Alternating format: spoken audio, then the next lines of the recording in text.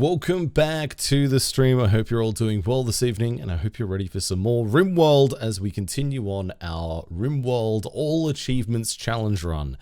If you're watching this in the future, enjoy, and if you want to come and hang out with us live, you can find a link to my Twitch channel down below in the description of this video. As for everybody who is here live right here, right now, welcome on in. It's good to have you. Let's go ahead and get Firebot fired up, and let's get the show on the road. Oh, we got an achievement, chat. Look, we got an achievement. Did you see that pop up? Hooray! Woo! An achievement. I'm such a gamer, dude. Our 16th achievement. I don't even know what we got. What did we get? What did we... Is it a DLC one? Oh, here. Blue Blood. Have a colonist become a freeholder of the Empire. Oh, for some reason it didn't detect that last stream, but we did become a freeholder last stream. So hooray! We did it, chat. We've got an achievement done. Beautiful. Hi, Marius. Trust me, I'm a doctor. Sounds like trust me, I'm an engineer meme. Oh. I'm not familiar with that meme, but I'm also an engineer. You can trust me. I'm very trustworthy, chat. You believe me, right? I'm very, very trustworthy. Very trustworthy. Am I gaslighting chat right now? I would never do that. I would never gaslight chat, ever. You can trust me. I'm an engineer. And a doctor at that, too. Check out the video for Trust Me, I'm an Engineer after stream. It's funny. Okay, alright, gotcha. He's very trustworthy. Thank you, John. And you can trust John because he's also a doctor. Dr. Ongo and Dr. Ong. What a pair. What a pair of doctors. Pair of big old D's, dude. What I've learned since I found this stream is Drongo is trustworthy and always correct. Thank you, Tasty. You know, it's times like this that I am willing to overlook your previous infractions against the channel, and I'm happy to have you here. Yeah. Chris, thank you for the 110 stream streak. Oh shoot, that reminds me. We need to go to the Wall of Fame before we start playing Rimworld. My apologies. Now, in the echoes of Twitch, there is rumored to be a secret elite. The membership of which is a closely guarded secret. A secret kept safe under the watchful eyes of us, the druids of big business. We are the custodians of the Wall of Fame. This wall of names chronicles the most exceptional Twitch chatters, those who have the tenacity, mental fortitude, and willpower to endure one of the most difficult of challenges this platform has to offer. Putting up with 30 successive streams of Bloody Drongo. Today we are gathered to enter in another such name to this illustrious few. Gaze upon the wall and weep for the sacrifice these heroes have made.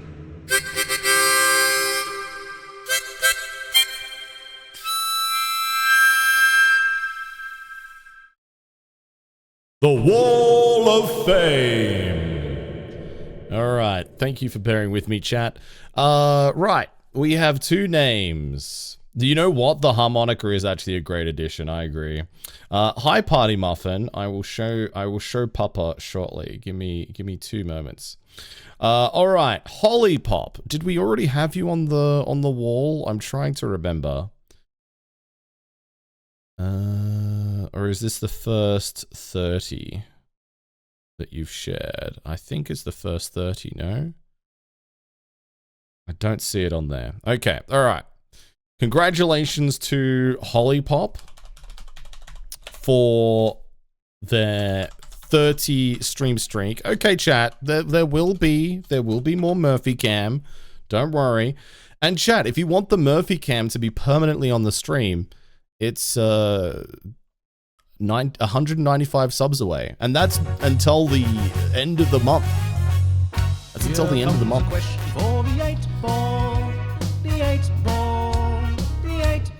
What a bargain. 8-Ball, can you confirm that Drongo is indeed incredibly trustworthy and you can buy a car from him?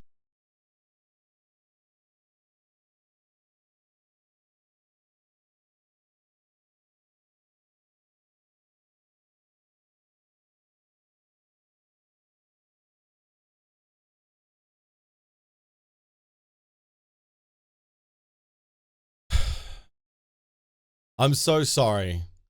The test results came back and the outlook is not good.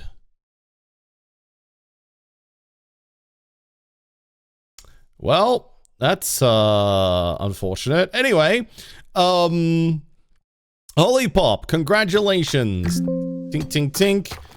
You're on the wall of fame.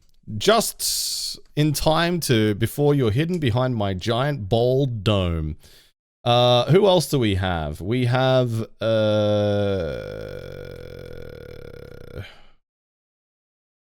Holy Pop. Who else shared a 30 stream streak today? Am I tripping? Oh, it was Werewolf Kaz. Werewolf Kaz. Congratulations, Werewolf Kaz. Let's get you in. Did we already have an entry for you on here? I don't know if we did. Oh, we did. Yeah, Werewolf Kaz, ×2. All right, so Werewolf Kaz is going to a ×3 now in the third column, close to the top there. Let's get Werewolf Kaz updated with their ×3. Congratulations and thank you for all of the support. Boom. Yo, what's up, Giz?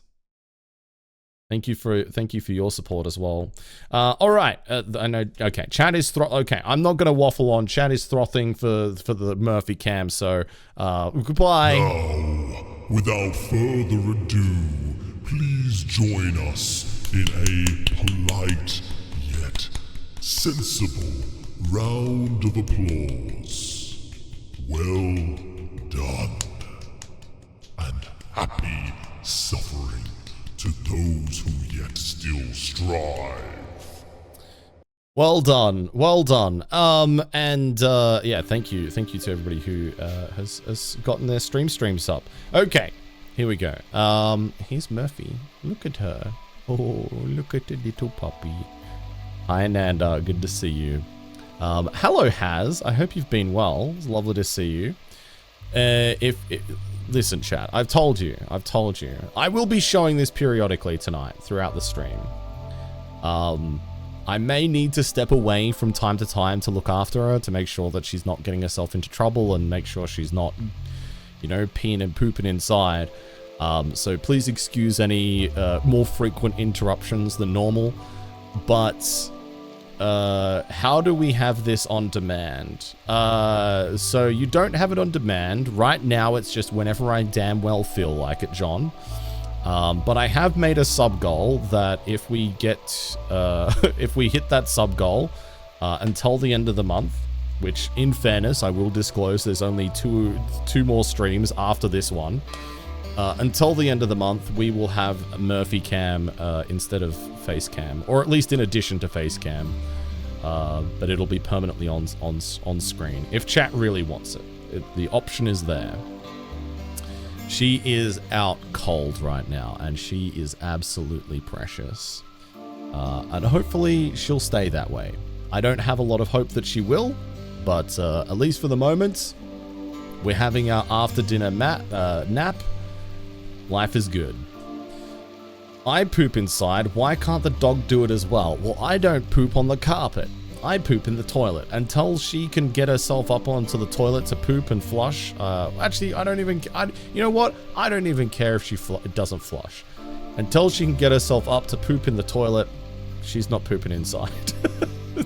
Ottercog, thank you for the 5 gifted. That's very kind of you. Very generous. Thank you for the support for the stream. I appreciate you, homie. And there you go. 190 subs away. There you go, boom. Or 190 sub points, I should say. Yeah, dude, the poor Rivendell set is still in its box, Valk. Dude, I don't know where to put it. I have no room. But man, the day that I build that, I'm gonna be a happy boy. I'm gonna be a very happy boy. Oh dear. I'm doing it wrong. Build it first, then worry about where it goes. Okay. Doom! Is Murphy Cam also an accidental foot cam? No, that's under the secondary desk in the room. I'm like, she's over to the corner because I've got two desks here. I've got the kind of the corner desk wrap that goes around the side there, which is where I have all of my art stuff and a bunch of magic stuff and that kind of thing. And that's where that's her favorite little spot. She loves to curl up in that little corner down there. I think it's nice and cozy for her. She feels nice and safe. So we put down some blankets and some beds for her and she really likes it down there. But my feet are nowhere near. But for 10 gifted subs, I'll show some ankle, as always. Yeah, it's the creative nerd shit corner, exactly, Has. That's right. What's the reason for Murphy being in the office? Is this just a new thing? So my partner's away on a business trip at the moment, so I am solely responsible for Murphy at the moment. So normally Murphy would be happy off doing her own thing and spending some quality time with my partner. Now she is going to have to just endure listening into my ranting and raving while I stream, and hopefully it doesn't bother her too much. So, like I mentioned before, the stream may be a little bit more disrupted than usual, but I'm sure you can all understand and appreciate why that might be. Does the sole responsibility feel a little scary? No, not at all. I love Murphy, and I'm very excited to spend time with her. So, yeah. Poor Murphy? Okay, alright. Well, fuck you guys. Poor Murphy. Fuck you. What the fuck? What the fuck?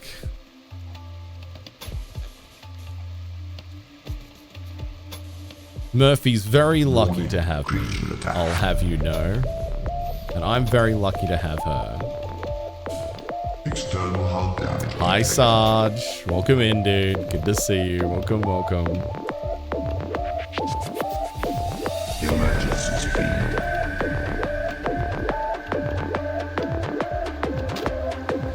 Fire detected.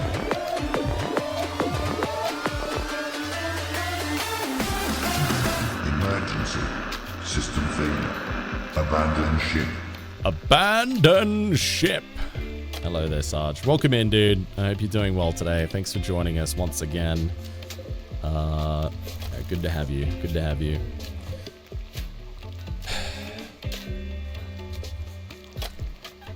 Listen, Murphy loves my... What the...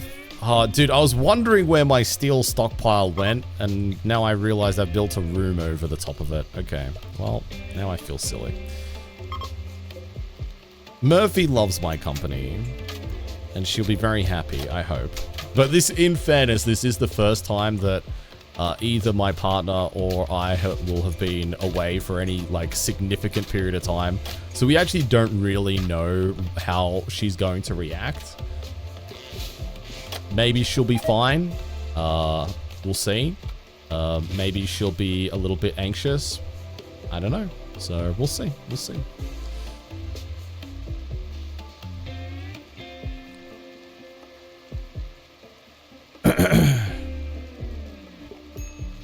Is chat bullying OU? Chat is... No, chat's being pretty good. I think chat's being pretty nice tonight. Yeah, I think chat's being pretty lovely, pretty wholesome. I'd be anxious too if I was alone with Drongo for a period of time. Thanks for sharing. Thanks for sharing. I think 6 a.m. is prime coffee time, Cynical Panda. I think that's a great idea. I think that's a really, really good idea.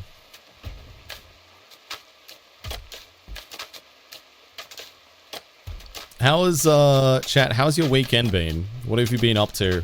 What have you been playing? Who's been playing Forza? I've been playing Forza. I've been having a really good time with it.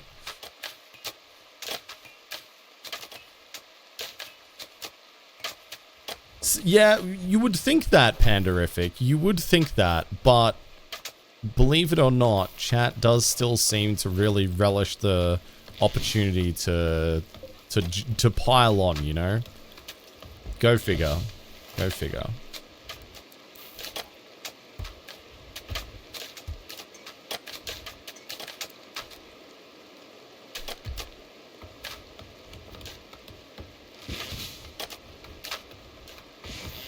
Vector, thank you for the 100 stream streak, the big 100. Make sure to complete the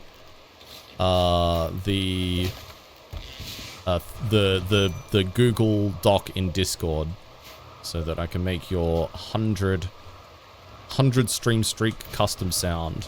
That will be a priority tomorrow, I think. I think that's going to be the big priority for tomorrow.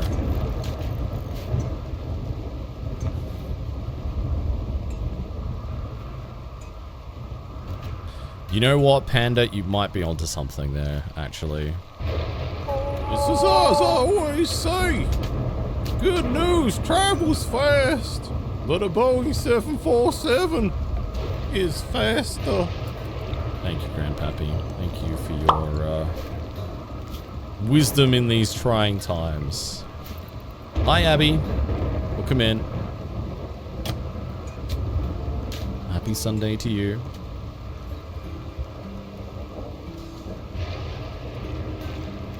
Alright, okay. Our base is looking a lot more like an actual base now. Things are actually looking pretty good.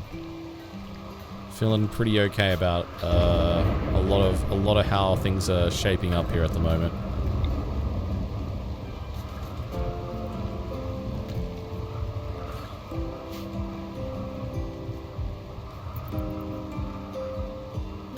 So at the moment, we're just trying to establish ourselves and try and get a foothold. We've got 6 colonists, although Durak here does have paralytic abasia for the next 33 days, which is kinda not great. But we're hoping to get a lucky roll on the 10 of the paralytic abasia. And we're also working on trying to recruit Dalossos, who is a fast walker with good construction. They do have sensory mechanized. Oh, we got an achievement! Chat, we got another achievement. Survive a year. Hooray! There we go. Achievement number 17. You may now all applaud me. And when I say may, I mean it is mandatorily, contractually obligated that you all applaud. But we survived a year, chat. It's all downhill from here. Survive a year. Okay. So that's our last achievement for period of time of surviving. Hi, Lex. Good to see you. Always such a pleasure to see your beaming face in chat. Another achievement down. Only 123 achievements to go. It does say starvation on the screen. Oh. Oh, we are starving. That's not good. Thanks for the heads up, Valk. So that's a problem. Alright, let's go hunt this mega sloth. Let's go hunt this mega sloth. Let's get the gang together and let's go get lunch. Or at least attempt to, at any rate.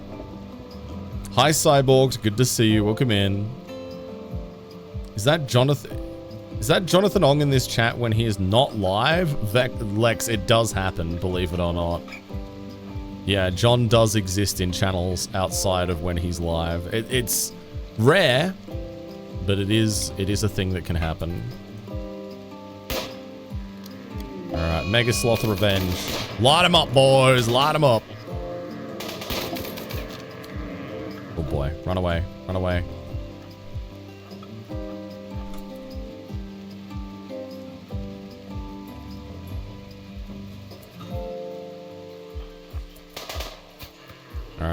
Bring him back around this way, Cheating Death.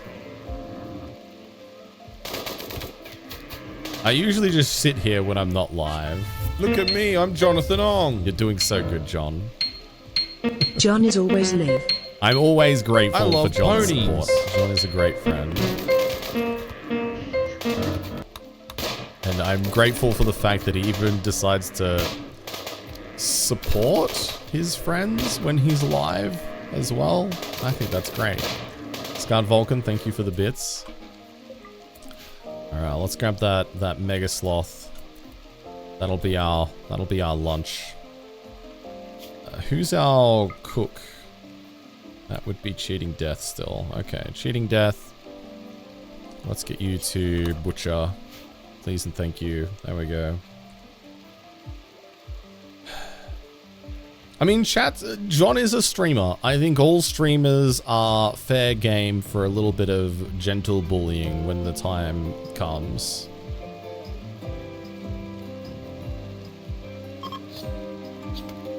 Especially if they're known troublemakers, such as Jonathan Ong. Okay, there we go. Let's cook at the campfire. Ananda, I'm gonna get you to clean up so there's less yucky on the floor. Do not eat that raw food. Thank you very much. Let me put my getting bullied face on. It's a pretty good getting bullied face, John. I have to give props. It's a pretty good getting bullied face. Is that a new emote? I really like that, actually. It's nearly as good as Mop Garden's version of it.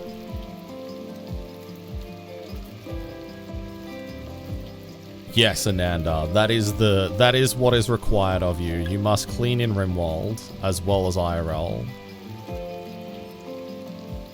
Should I be a streamer since I enjoy getting bullied? I think there are easier ways to achieve a little bit of bullying in your life besides becoming a streamer. Okay, I'm gonna need you to stop, all of you to stop doing that. Okay. There we go. Now we can get the meals. There we go. Perfect. Exactly. That's the one, Jones. I love that. I love that emote so much. It is often my default state of being, it feels like. That is often how it feels like to wake up in the morning and just exist in the 21st century, I reckon. Okay, Nanda, please don't feed them raw food. Bren, please don't feed them raw food. Cheating Death, if you could hurry up and finish making these meals, that would be appreciated. Abraxas, please don't feed them raw food.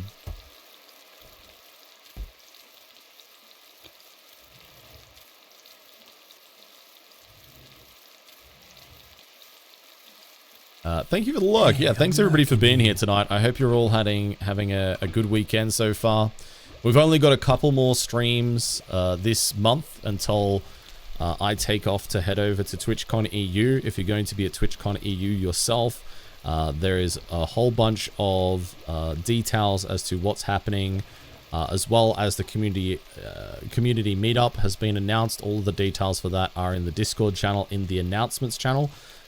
And there is also a dedicated channel for TwitchCon itself. If you are interested in, sharing photos, communicating your travel plans with other people from the community, if you want to meet up with other people and meet up outside of the, if you want to connect with other people from the community at TwitchCon, then that's always a good way to do that.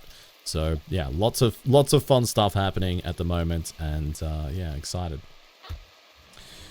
Coffee is unreasonably good. Big fan of coffee. I'm quitting streaming to do an autograph circuit. Alas, not that famous, not yet. But I am going to be doing a lot of stuff at TwitchCon. I'm going to be speaking on 3 different creator camps, and I'm also going to be hosting my first ever panel at TwitchCon as well, which is, yeah, really, really cool. I'm really happy to have the the opportunity, and yeah, excited to do it, you know. Yeah, Rual is going. My favorite streamer. Oh. Okay. Okay, that's fine, Ressa. Fine. I understand. I think Rual's great as well. I understand. Yeah, it's going to be a busy weekend for me. I'm really looking forward to it. I've also got a bunch of other stuff that I can't talk about yet that is going to be scheduled in while I'm there that I'm going to be working on too. So yeah, it's going to be a really busy, really fun weekend. It's going to be my first ever TwitchCon as a Twitch ambassador as well. So that's going to be a different experience, I think. But yeah, it's exciting. It's really exciting, and certainly on the hosting side of things, hosting is something that I've kind of made my little pet project, my little goal that I want to work towards at the moment is getting into more hosting stuff. And so, you know, with being a co-host of Frosty Game Fest next month, and also doing some hosting at TwitchCon, it feels really, really satisfying that is starting to come to fruition, you know.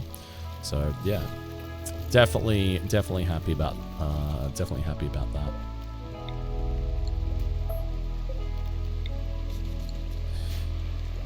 What is my panel called? How to be a drongo without being a drongo? Well, so how it works is it's not my panel. I'm just like I guess assigned by Twitch to host the panel because the panel has requested to have a professional host.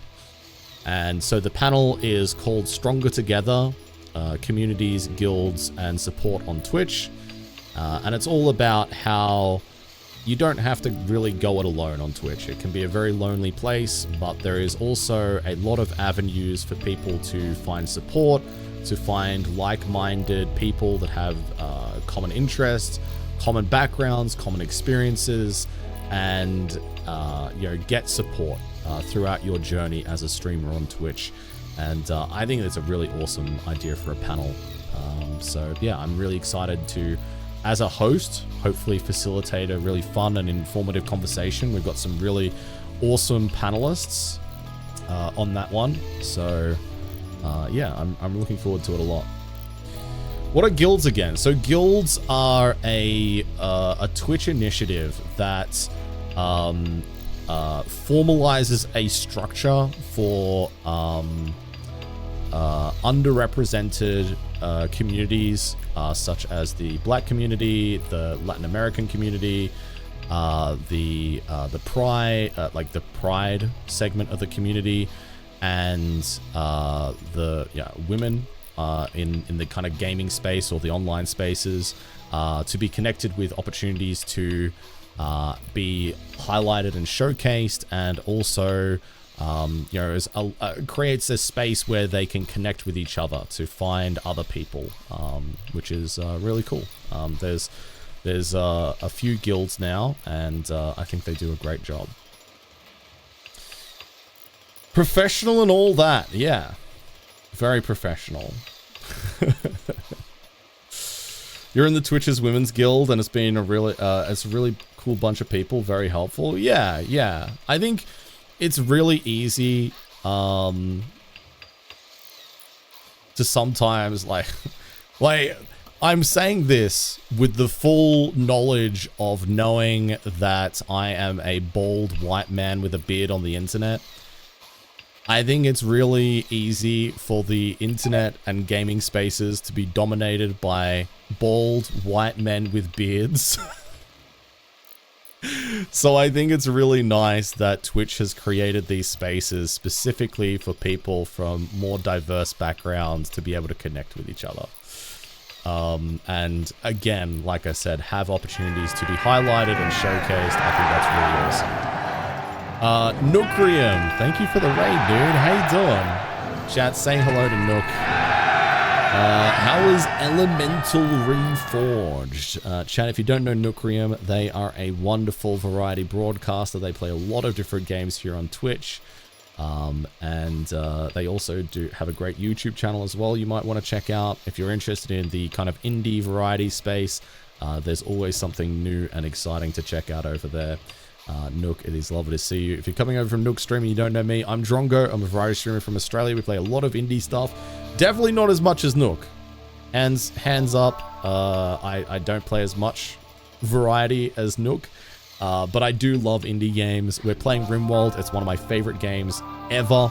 And we are working on a challenge run. So, yeah, we're doing an all achievements challenge run. If you want to find out more about that, you can do !challenge run in the chat and !mods to find out about the mods that we're using. If you have any questions besides that, feel free to ask. But welcome in. It's good to have you. Thank you for joining us. The Baldies have to stick together. Yeah, Twitch Bold Guild when? I'll ask Dan Clancy about it, to be honest. Yeah, good to see you, Nook. Welcome in, welcome in.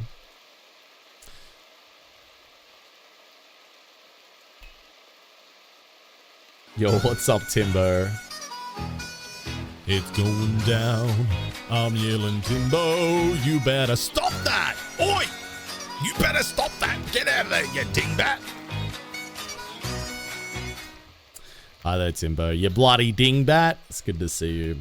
Streaming can be scary and intimidating. The guilds help a lot with making it feel less imposing, I find. Yeah, absolutely. And I think there is sometimes unique challenges that you can face. Like if you're from the if you're a member of the Pride community, if you're from the Black community, if you're a woman on the internet, like there are challenges and experiences that you're going to have that I'm probably not going to have. And so having a direct portal to other people who will have at least some kind of similar grounding and maybe have had similar experiences, I think that's really valuable for sure. So yeah, I think the guilds are pretty cool. Anyway, there's also other stuff that I'm doing at TwitchCon too, which is I'm doing a Q&A with a few Twitch staff and some fellow ambassadors about monetization. So if you're a streamer and you have questions about monetization on Twitch, that'll be really informative, hopefully. We've also got I'm also speaking at a creator camp about collaboration and how to get the most out of collaboration as a streamer, and helping to kind of bridge the gap between your audiences and, create an environment where everybody gets something out of it, right? And the other creator camp that I'm speaking at is growing your stream, just about growth, especially from the perspective of if you've been doing this a while, it's very easy to, kind of stagnate without even really being conscious of it necessarily. So that we're doing a panel or doing a creator camp and talking about how you can kind of keep challenging yourself, keep things fresh, and keep yourself striving for more. And I think, giving yourself goals in streaming, and especially goals that are quantifiable and achievable in an industry where there is a lot of things that are completely outside of your control. Like you can't control whether people tune in, day out. You can't control what the algorithm's going to do. But there is ways that you can kind of set goals for yourself and, kind of let yourself feel good about the journey and invigorated with that. So, yeah.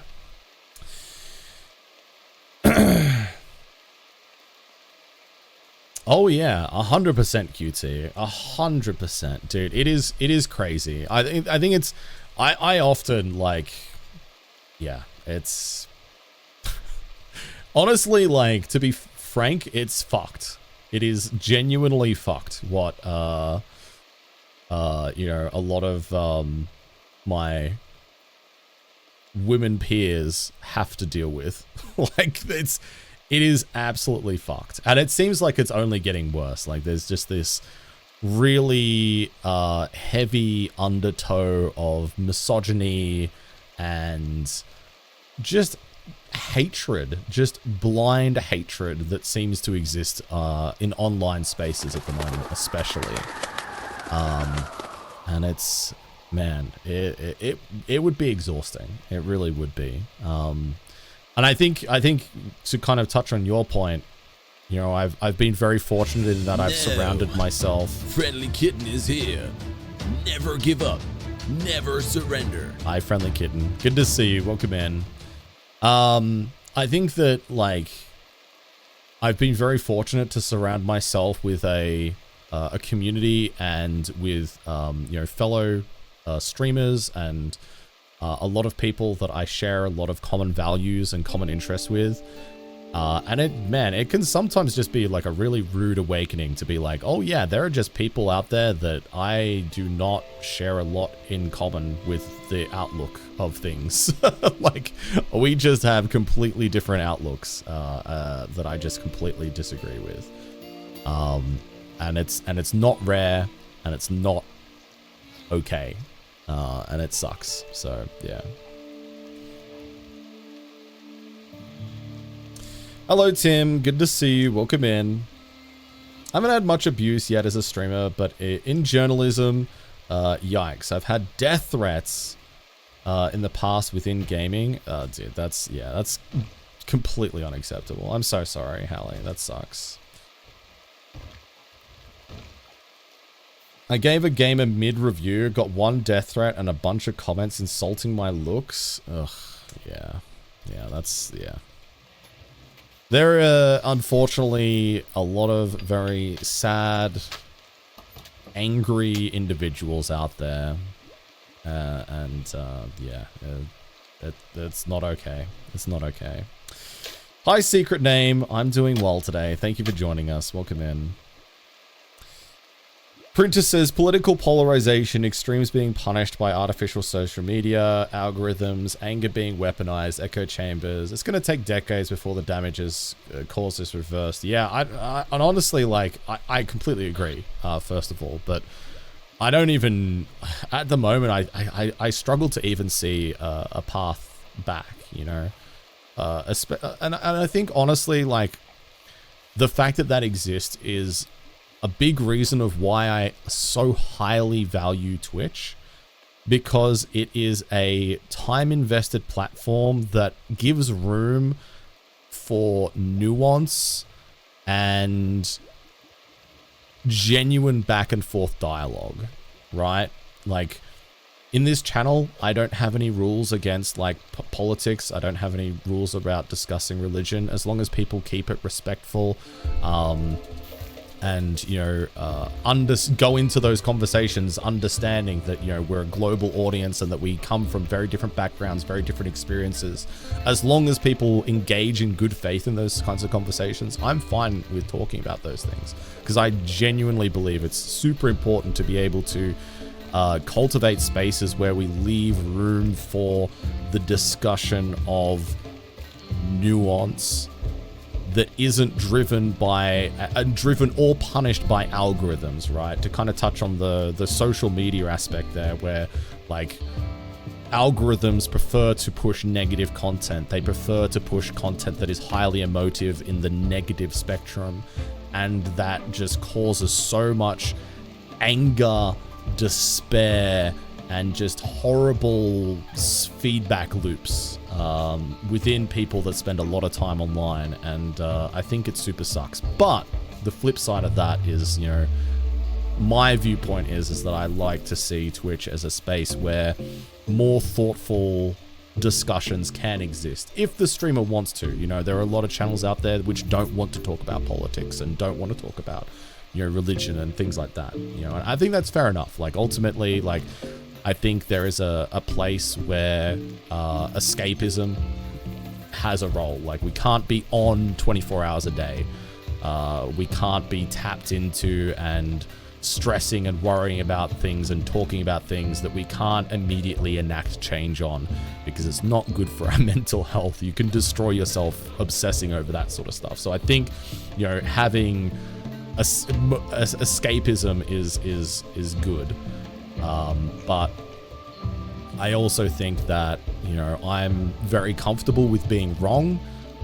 And I also, at least from my personal perspective, like, I think I have some pretty strong thoughts about a lot of different matters. And, You know, sometimes they're right, sometimes they're wrong. I'm always learning. I'm always trying to learn more and become more informed. But I'm okay with kind of talking and hearing people out and, you know, talking about the things that I care about and hearing from you guys what you guys hear about. And it's not the main focus of the content, right? Like, it's not like we're here to talk about those things, but I think for me, it's an authentic reflection You know, they say the stream. learn to walk before you can run, but you can swim from birth. Do what you want with that. Thank you, Grandpappy, for your wisdom in these trying times. Thank you.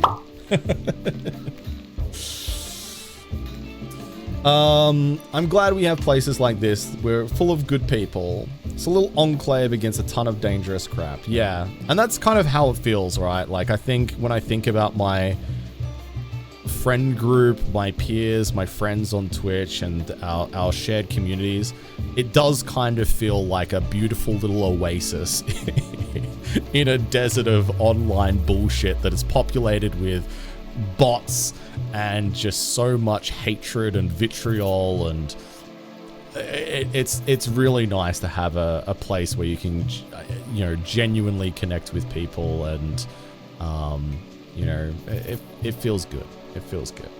Upper, it's good to see you. Welcome in. Hi, Nazgul. Welcome in. Good to see you as well. I hope you're having a good weekend. Thanks, Printer. Yeah, I don't blame you, Ananda, honestly. A lot of media is skewed towards sensationalism. Yeah, well, I mean, that's the thing, right? Is that there is a lot of, you know, a lot of media these days, it lives off of ad revenue. And the only way to get ad revenue is by making sure that people click your article and read it. And it does mean that there is an inherent bias towards making the most clickable titles, or the most clickable, you know, clickable headlines that is most likely to get people involved. And, you know, I think it's getting a bit out of control in a lot of spaces, unfortunately.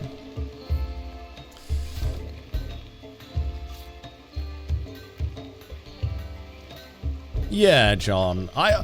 Thank you. I appreciate you saying that. That's very kind of you to say. Fair, Shane, fair. Will I be there for the F1 watch along in Discord? The F1 race for me today is at 6 a.m. So I'm going to try and have a nap before, after stream and before the race. But there is a chance that I might not wake up. I'm not going to promise that I'll be there, but I'm going to try. I'm going to try and be there at 6 a.m. And then I'll have another sleep after the race. That's my thought process of how it's going to work. I'm going to try, but no promises. Tio says, on another note, I was on a Discord and seen it as a clip channel where people posted their clips. You come to mind, Prison Break Time, legendary clip. Oh, dude, yeah, that is a very legendary clip of the channel. It is true. You can do ! Misplay to get a direct link to that clip if you'd like.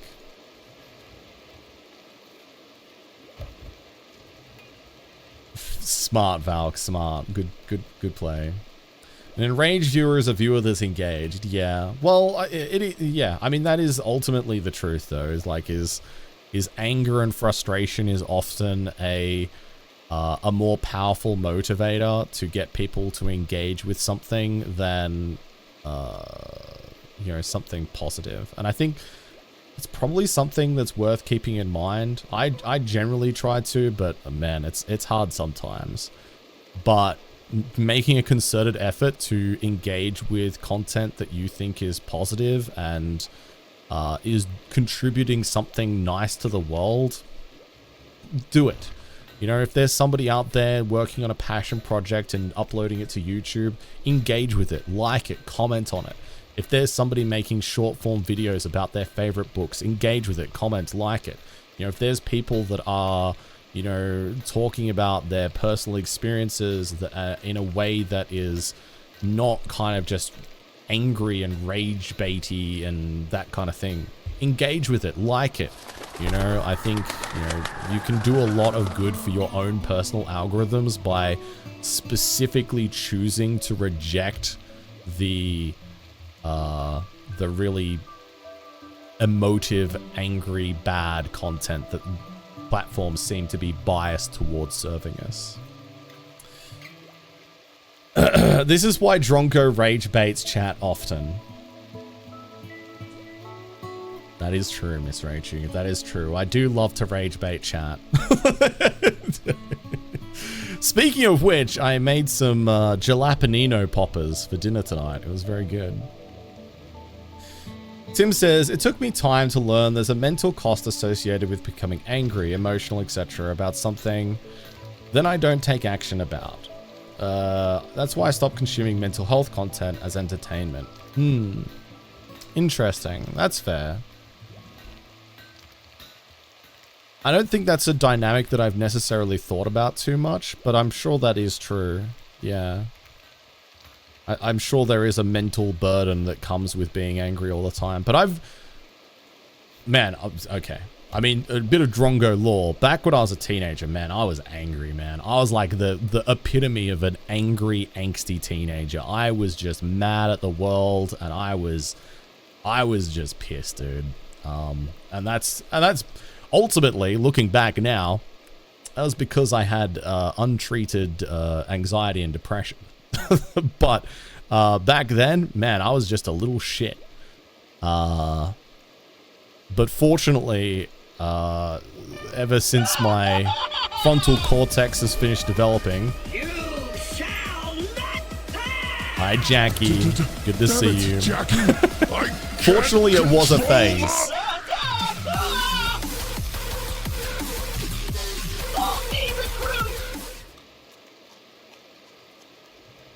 It's good to see you, Jackie.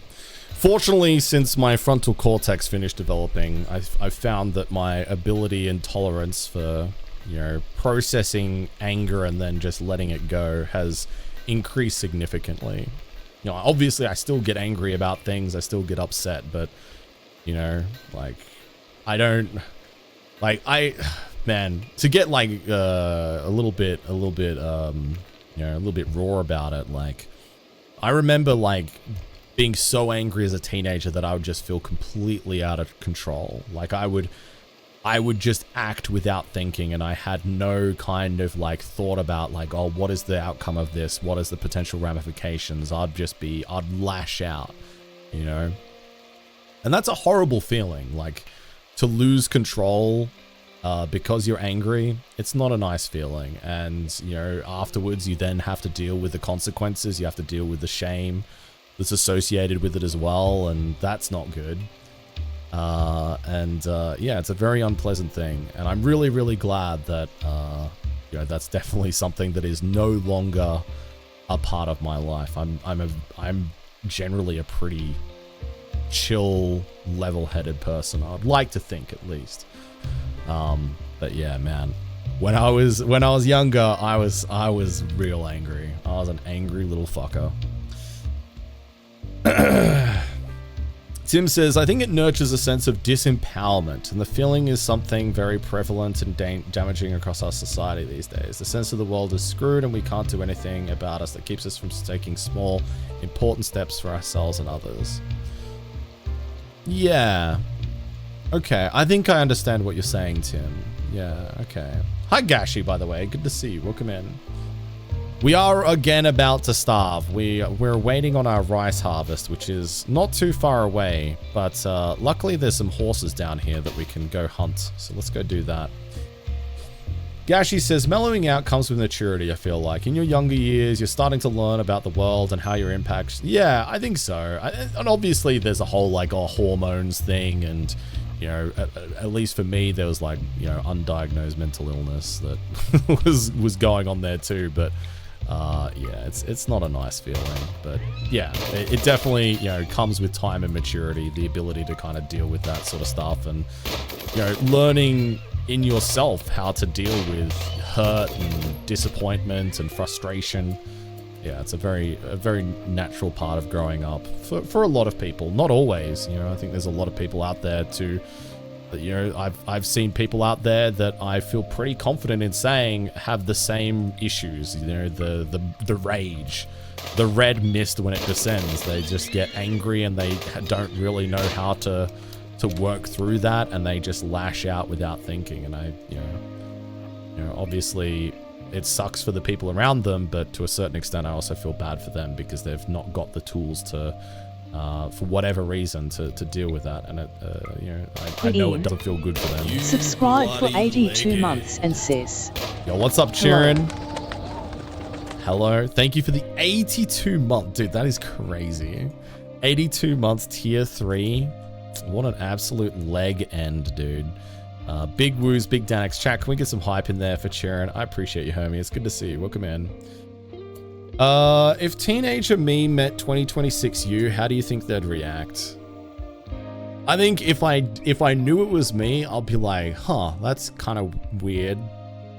I think the stuff that I'm doing now as an adult is stuff that, you know, me as a teenager would be like, holy shit, that's actually really cool. Names. Watch this.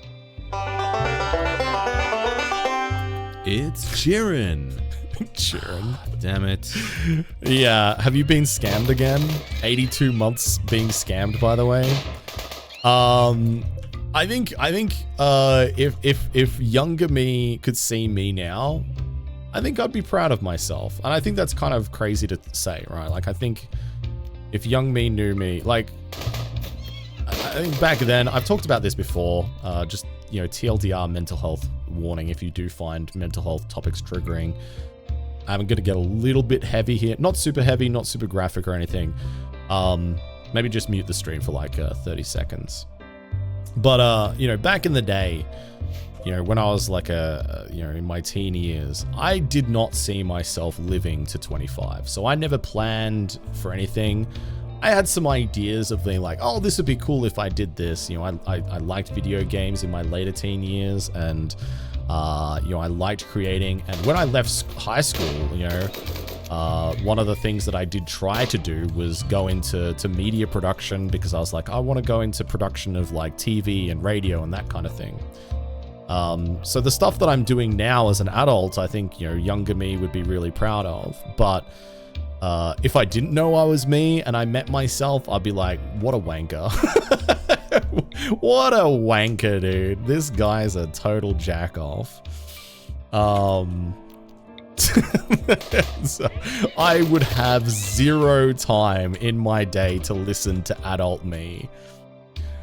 I would have absolutely zero time in my day to listen to anything that I had to say. If I was a teenager talking to myself, I would not listen at all. But that was, you know, just who I was back then. You know, I didn't have much respect or time for anybody, really.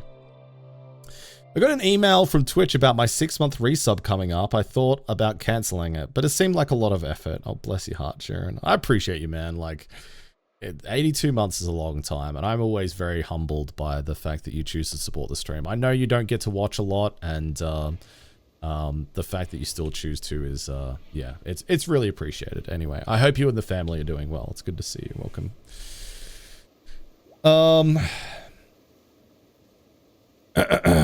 Scared about being bald. Back then, I had such luscious locks, Ranshift. You would have no idea. I had such luscious locks back then. Back in the day, I was an Adonis. Right now, we're not focusing on any of the achievements specifically. We're actually working on getting some of the research done. That's the big stuff that we're wanting to actually get ticked off right now, is research. That's the main thing for us to focus on at this very moment. But I do want to build an actual kitchen and refrigerator area. ASAP actually. So we're going to do that, I think, over here. I can thank my parents for all the anger. Really, truly, it's taken me this long to start dealing with it. A lot of it is due to part Drongo's calm, sultry attitude and generous person. Oh, that's very sweet. I feel like it's a little bit undeserved, but I'm glad that you're working through whatever it is. I think it's really hard to kind of address those things within ourselves, and the things that, like I said, like at least for me, my experience was that, you know, whenever I got ragey, whenever I lashed out at people, afterwards I'd feel so bad. And that comes with shame, and that shame tends to then be linked in with avoidance, because you want to avoid the problem. Like at least for me, that's my experience. Maybe other people are different, right? But at least for me, that was how it kind of felt to me. And you know, I think it's it's very admirable to want to work on those things that we don't particularly like about ourselves, and you know, recognizing that we need to change or want to change is hard. And yeah, kudos to you. Don't sell yourself short. You're the one putting in the effort, right? You're the one who's working on it, and you deserve all the credit from that. All right, let's put down a kitchen bench here. Yeah, we can do a couple of those there. Yeah, let's do that. Hi, Pied Italy. Good to see you. Welcome in. QT says, I would not shake the hand of the under 25-year-old me. He was a total dick and I dislike. I'm glad he's not here anymore. Yeah, I'm glad I changed too. Dude, yeah, I don't particularly... I don't know. It's weird, right? Like, I don't hate my past self, but I definitely don't like them. I think in a lot of ways I can kind of empathize with my past self, because I understand why I felt the way I did, and you know, I recognize that a lot of the stuff that caused me to react, and you know, the ways that you know, I hurt people and things like that were, you know, brought about by circumstances that weren't always within my control, and you know, that I was young and I lacked experience, and you know, it doesn't excuse the, you know, the bad moments, but I can empathize with myself, and I think that's important.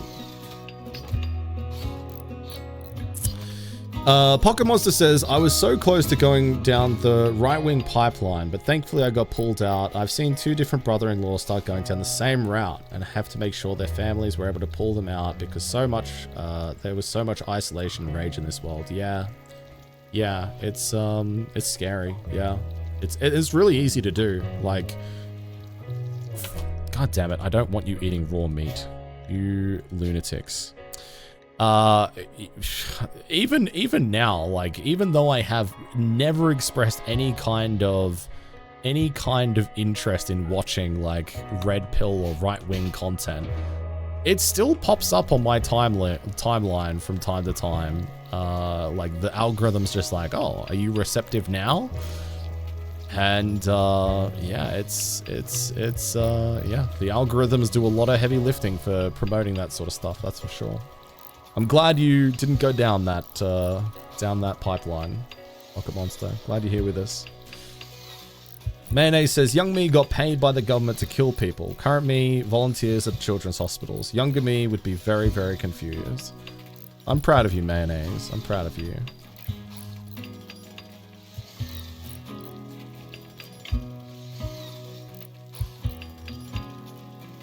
Holy shit, you have boobs, so it finally worked? Hell yeah, Crunchy. I love that for you.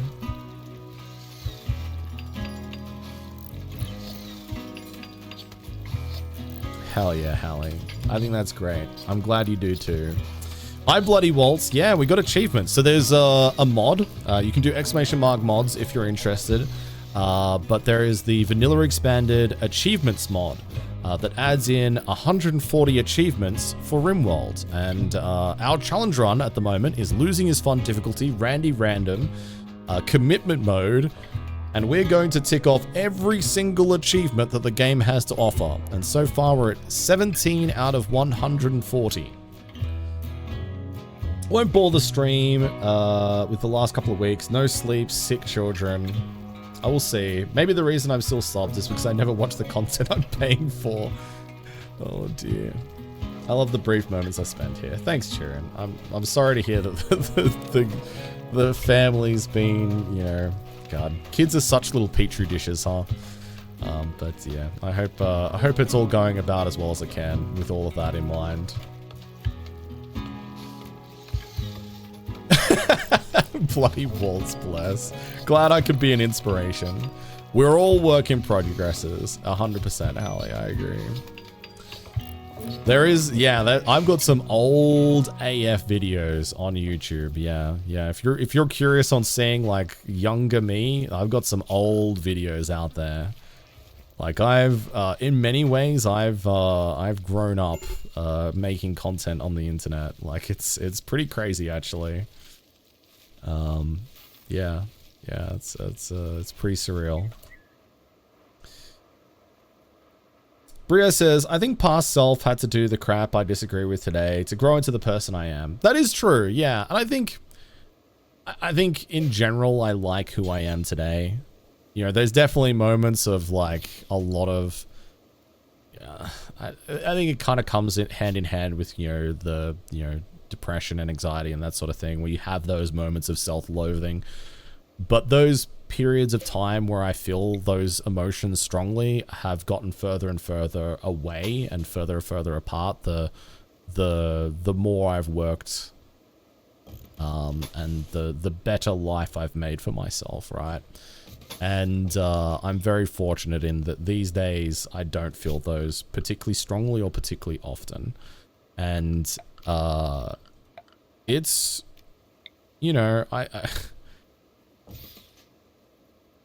I think with...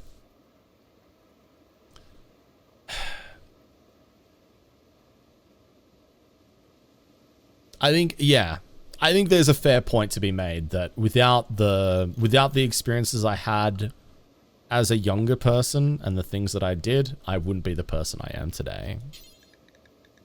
And whilst there's, specific moments that I can look back on my life and, think, oh, I would change that if I could, I don't feel like a deep regret in that, like, I need to change that. I feel regretful, but I don't feel like a deep sense of remorse in a way, if that makes sense, in that I feel compelled to change it because I know it's outside of my control, and I do like who I am now, generally speaking.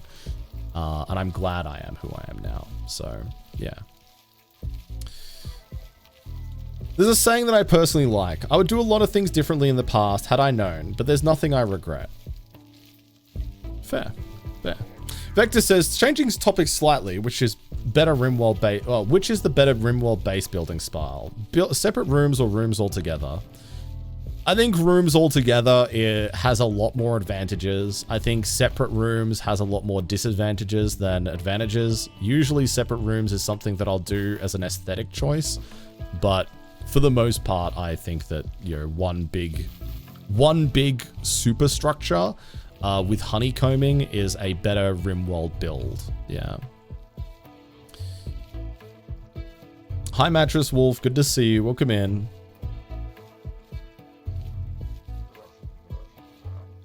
I love that, Lou. Yeah. And you did get there. You have gotten there. I think you're an awesome person.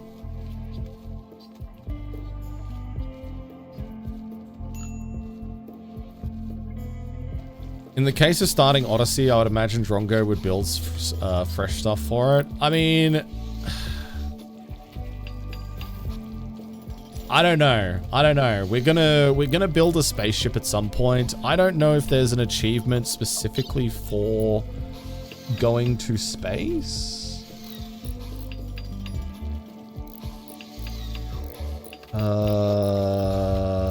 Maybe there is.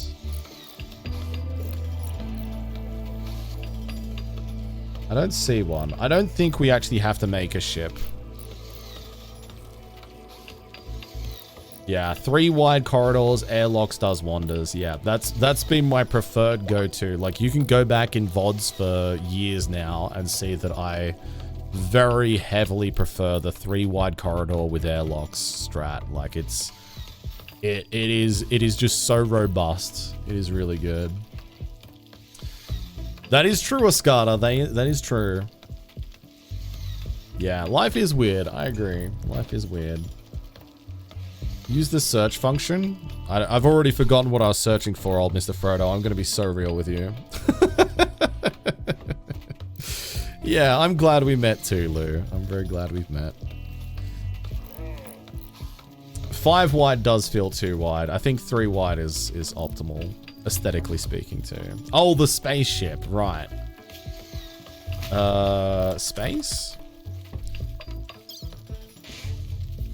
Yeah, there's build a spaceship, but we don't even have to launch it. I'm pretty sure this one, because it's not under the DLC tab, just refers to the vanilla spaceship as well, that we need the Persona core for.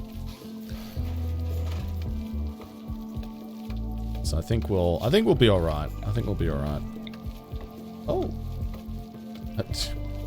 I don't know what just happened. Oh my god! Look, chat. Look, Murphy's awake. She's awake. I heard her make a little noise, and I was like, "What's going on there?" Hang on. Hello there, wakey wakey little pup. Oh, she's gone. Hello. Do you want to come up and have a cuddle? Did you have a nice sleep?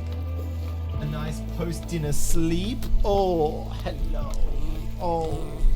Oh, little grumbles. Chat, can you hear a little post-sleepy grumbles? And we got Oh, is that pie, right? bitch. Is that right? Oh my goodness. Oh, hello, Murphy. Oh, sweet little baby girl. Did you have a good sleep? Oh, big yawns, big yawns. Oh, happy little pup. Has she had her ASMR carrot stick? Not yet, no. She might be able to have one here in a minute, actually. Dude, she's so precious. She's so precious. Aren't ya? Okay, what do you want? Are you thirsty? Do you want to go out? I'll put you down on the floor and you can go get a drink if you want. She usually goes and gets a drink after she's woken up. And if she comes immediately back, she doesn't need to go to the bathroom. If she doesn't come back, then she needs to go to the bathroom. She needs to go to the bathroom. I'll be back in a moment, chat. Thanks for bearing with us. Give me 2 moments. Do Benny and Murphy have their own separate balls? Initially we did, but we've now stopped doing that so much. But yeah, for the first several months, we did have separate balls for them, just so there wasn't any kind of like weird possessiveness. But now they all share toys perfectly. Hello. Perfectly well. Hello, bees. Good to see you. What's up, big dog? Yeah, my partner's away on a business trip until Wednesday, so I am on doggo duty until then. So we're on full-time Murphy hours right now. Glad to make your day a little bit better, Salty Pretzel.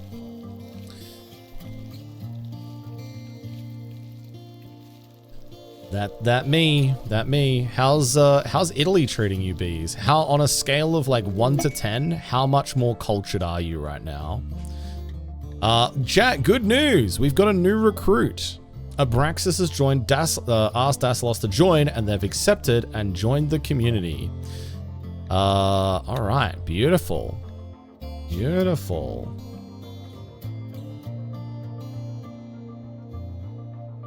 Chat, we'll be joined by Bees with the Knees, Curly, and How to Be Quiet later this evening.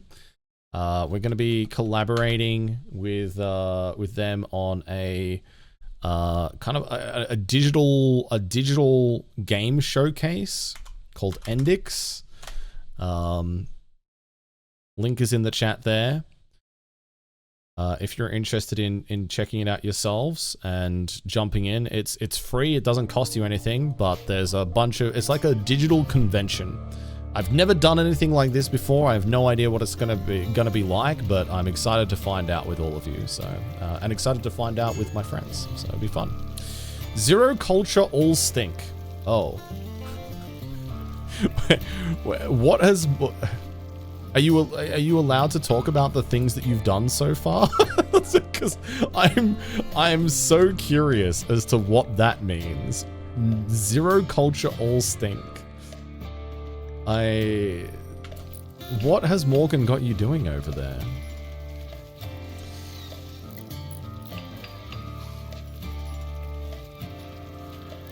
Out here on the farm, we have a lot of things to think about like this. People who take care of chickens are chicken tenders. Chicken tenders.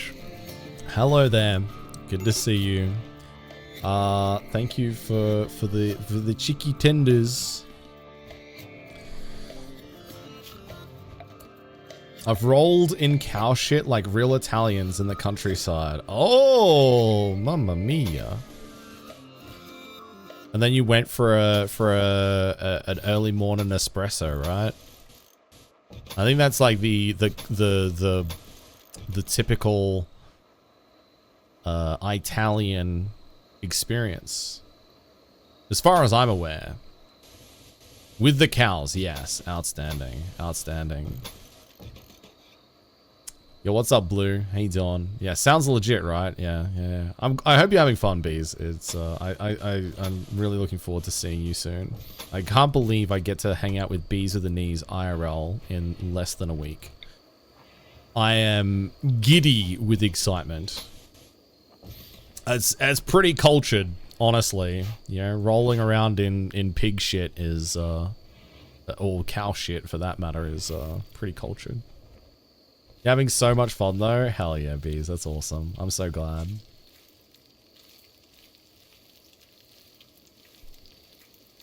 Oh, is it, Reb? No way. Well, hopefully we get to see you at the community meetup, Reb. For that, anybody who missed it, TwitchCon EU is next weekend. All the details for the community meetup are in the Discord. It's outside of the convention center, so even if you're not going to the convention itself, or you don't have a ticket for a particular day, or whatever it is, you can still come along. We'd love to see you. It's in a public setting. It's in a public space. You're free to come and go as you please. You can come over and say hi for 2 minutes, or you can hang out and chat with myself, the other streamers that are going to be there, and other community folks for you know, as long as people are there. So yeah, very, very excited. Can't wait to meet Bees. Yeah. Bees is going to be part of the community meetup. We're doing like a big joint community meetup with a whole bunch of different streamers. So there's gonna be some pretty awesome people there.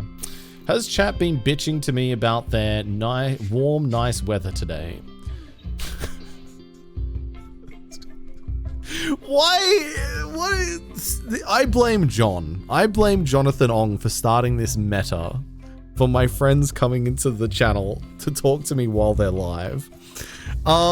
Yes, Sim. Europeans have been bitching about how hot it is at the moment in my channel.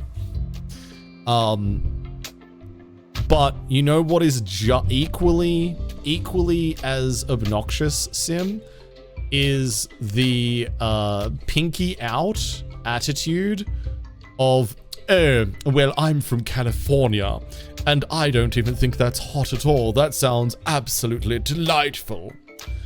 It's equally as problematic, if not worse. Maybe some work to do there, Sim.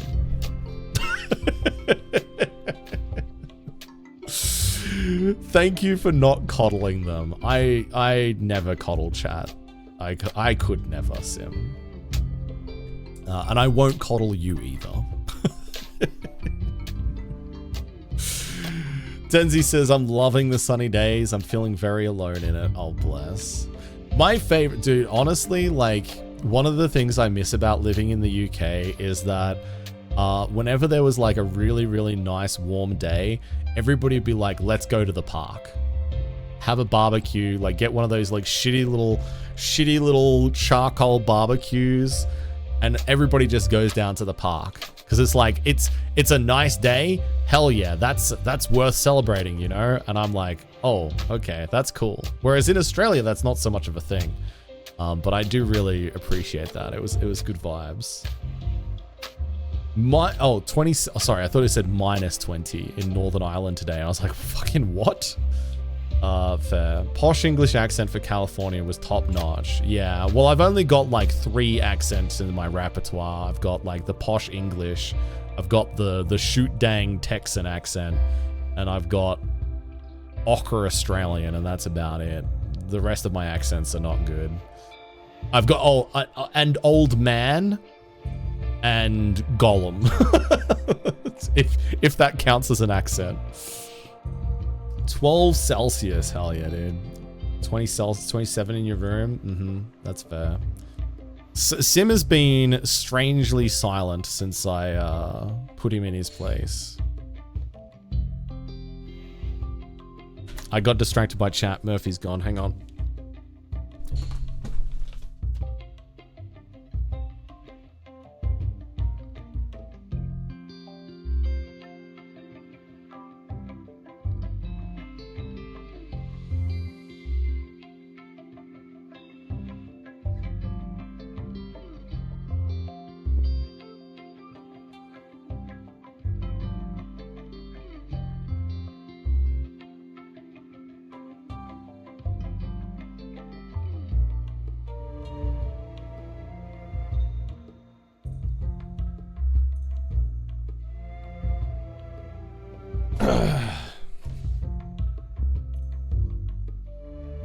Okay, here you go. Do you want this? Put that over there for you. Did you not see it? Look.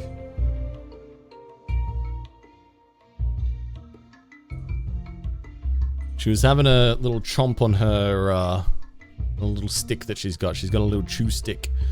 So she's got a... Because she's teething at the moment, obviously. So she's got a little stick that she likes to chew on. And she was banging against the tiles in the kitchen. So I heard the noise. I was like, oh my god, what is she doing? But yeah, she was fine. She was just having a little chomp on her stick. Look at her go. Look at her go. Isn't that a happy little pup right there? Having a little chomp on her little stick. Oh yeah. Yeah, get it. Bless.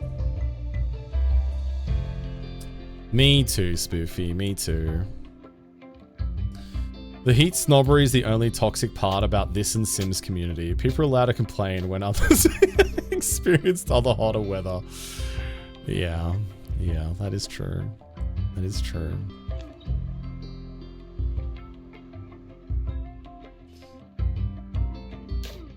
Oh yeah, humidity, dude. I suck in humidity. I'm not good with it at all. Yeah, Pocket Monster, me too.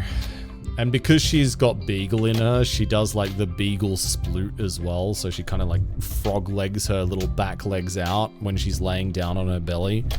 And it's so cute, man. It absolutely sends me.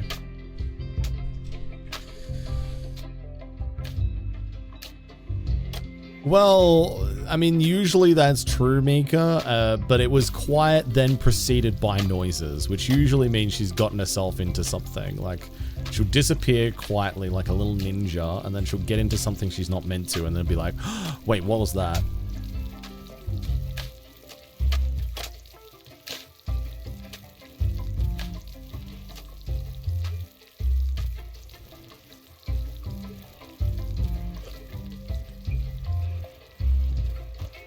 Oh, we're gonna need a... Oh yeah, sorry, we've recruited a new colonist. Dude, I'm sorry, I've been so distracted by everything that's going on. I completely forgot that we have a new colonist, chat. If you would like to become Dalasos, you're gonna type the word Papa in chat. Papa in chat.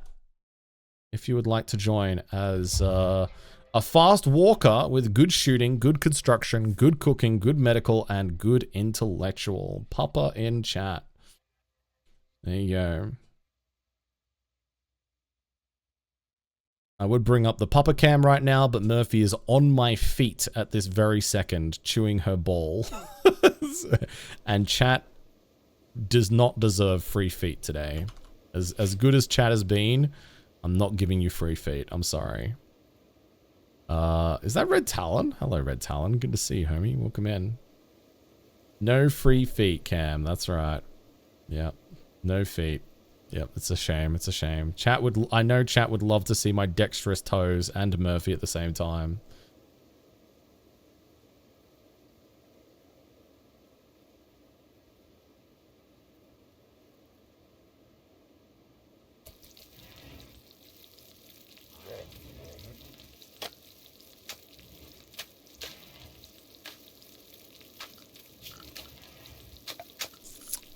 Did you, Red Talon? Oh, well, it's good to see you. How's your weekend, dude? You had Friday off, right? What have you been up to? What have you been playing?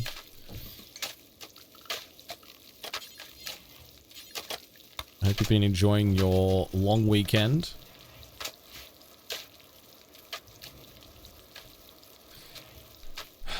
Reb says, I teach people from all over the globe, and when people from the Philippines, Indonesia, and so on say, yeah, 30 plus weather in the Netherlands is awful, it might actually be awful. Oh yeah, yeah. I mean, there's definitely a lot of truth to it, especially when you're indoors in those places.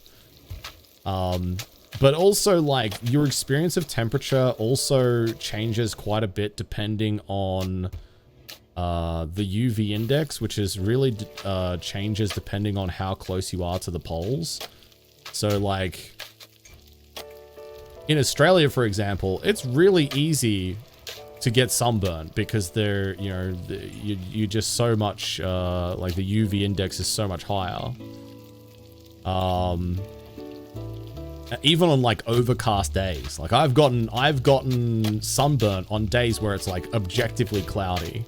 Like Australia is rough, New Zealand as well. Yeah. Yeah, like there's so many different factors. Like temperature is very much like your experience of temperature is very much kind of a subjective thing as to what you're acclimatized to. That's one of the biggest factors, but there's so many other things in there, like humidity, UV, how hydrated you are, like whether you're in the shade or direct sunlight, whether you're in, you know, open air or whether you're like in a still room, like it changes it immensely. And I will never forget, it's one of the, like I've experienced 51 degrees Celsius temperatures out near Uluru in the middle of Australia. And to this day, I swear that the hottest temperature I've ever experienced was in a hostel in Munich. I don't know what temperature it was, but they had a window that opened up a little crack, and it was like an oven with bunk beds, and I nearly died. It was awful. Genuinely awful. So, you know,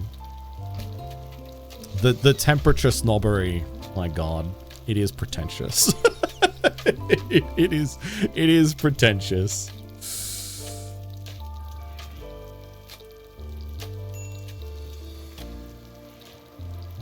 Oh, that sounds beautiful, Friendly Kitten. Yeah. Christmas in Australia is usually a pretty hot affair. Gashi. Some of the hottest days of the year. In a lot of place. Yeah, 50 Celsius is absolutely... It is something else. It is rough. It is really rough.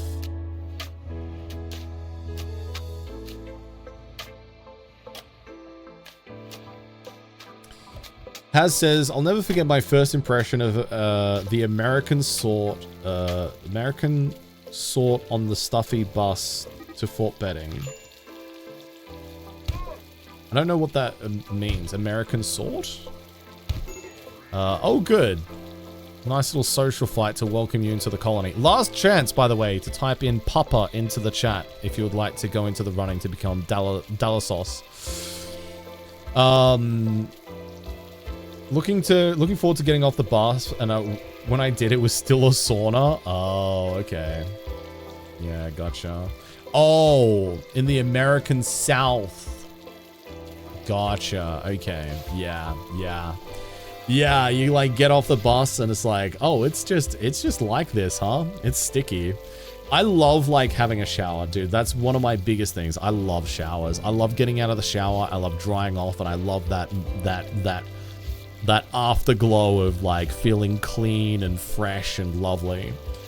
And if you're in the tropics, if you're in an area which gets really humid, I'm sure plenty of you will be able to relate to this, but when you go in and you have a nice cold shower, and like in the shower, it's like, oh God, I feel humid again. But the moment you turn off the water, it's like, oh, it's humid again, and I'm already sweating again, and I feel dirty again, and you never feel properly clean and it's awful. I despise it so much.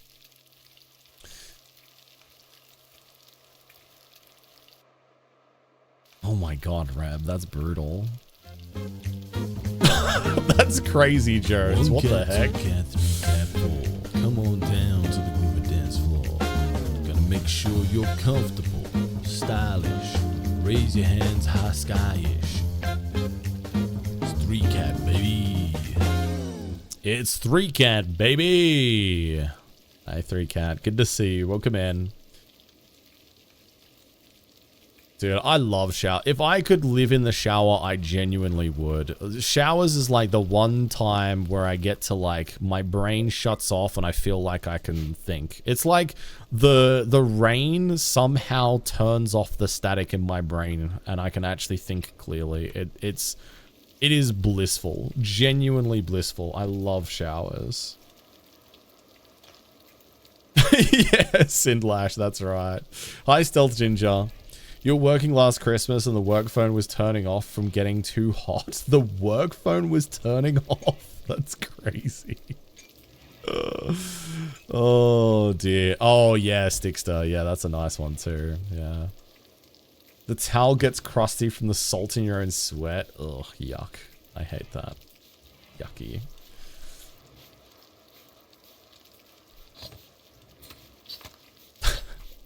Yeah, that one's a pretty common one. Like walking around in Australia and your thongs start to melt to the tarmac or the pavement.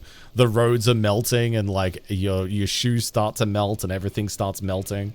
Or like leaving something in your car and suddenly it's cooked. Like, oh, okay. Ripperonis. It's a pretty universal Australian experience right there, I feel like. On a fun note, my time in Hawaii was great. Never felt it get too hot. As soon as it did, it just poured down rain. Okay. I've never been to Hawaii. I would like to one day, though. I would like to go to Hawaii one day. I think it would be really fun. I love the ocean. I love islands. I love, you know, I love the Pacific in general. Like, I've been to Vanuatu. I've been to Fiji. I've been to New Caledonia. I loved my time in all of those places, and so I would love to go to Hawaii. I think I'd have a great time.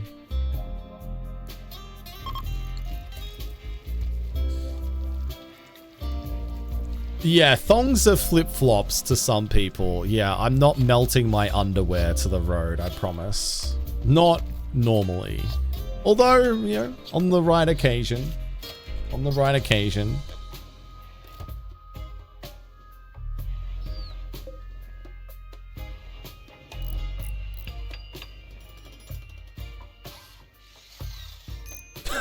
Jesus, Pocket Monster. Yeah. Oh yeah, there's a big difference in like here, like where I live in Australia, we get like we get a big variety in temperature, right? Like in summer we'll get like mid 40 degrees Celsius, and in winter we'll get down to like minus 10 degrees Celsius, minus 15 degrees Celsius. And so we'll have like snowfalls, but we also have that really brutally hot, like hot summer. But the good news is that it's rarely humid here, and yeah, I can suffer through like I'm comfortable a lot of the time with like dry 30 degrees Celsius, 40 degrees Celsius. It's not pleasant. I personally love the cold and the rain and grey miserable days, but I can deal with the hot warmth. But man, humidity, it saps you, man. It saps you. And even like, you know, high humidity in the high 20s, it feels gross, man. I don't love it. I don't love it at all. How many subs to melt Drongo's thong? Well, I'm sure there's a number. All right, let's roll off our new colonist, by the way. Moving on from my underwear. 3, 2, 1. Red Talon. Congratulations, Red Talon. You're in. Gather round, children. It's time to tell the cautionary tale of Pagey Graves.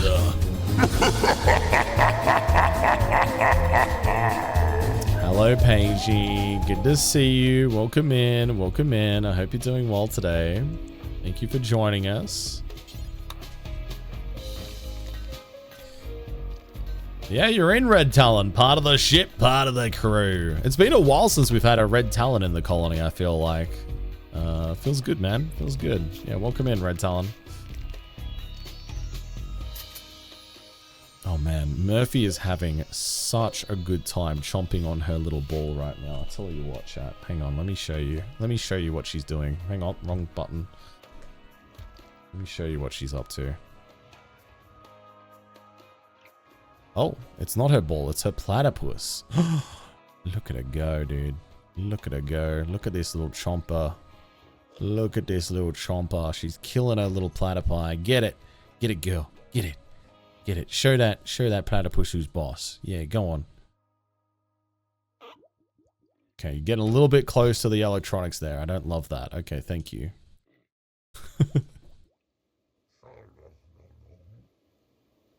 Oh. Oh.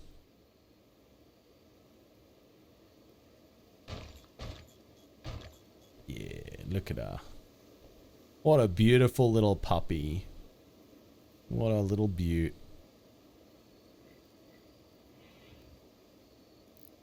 That is true, Rage. Yeah, yeah. Wait, have you ripped open its belly? What's happening here? What am I looking at? Look at you. This is what she loves to do. She loves to roll around on her back, chewing on her toys like this. She'll do this sometimes for hours on end. She's just so happy. Oh, she has ripped open his belly. Oh my god. Okay, well, I'm gonna have some cleaning up to do later on, I guess. She's disemboweling the platypus. Is this TOS safe? It may not be. Oh my goodness. Hang on. Let's put that back. There we go.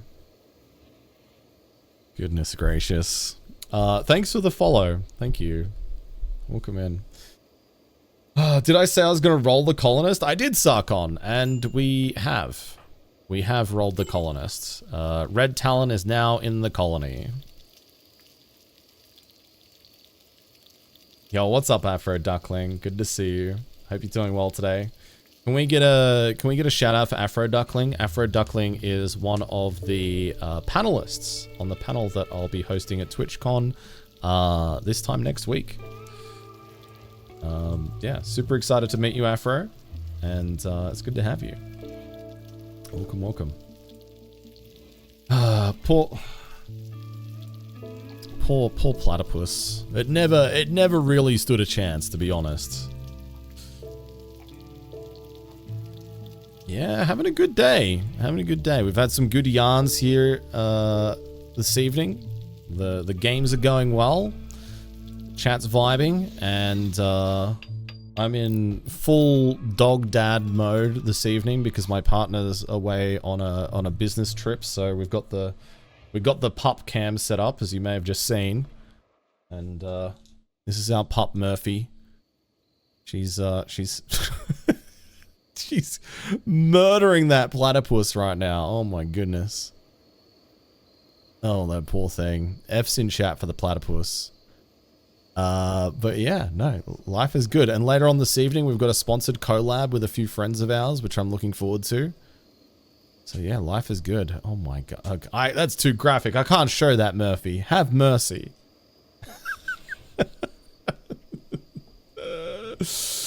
Oh my goodness.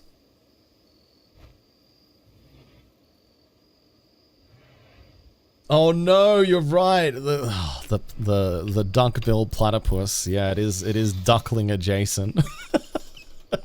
No, Murphy, please. No, you're fine. You're fine, girl. Don't worry.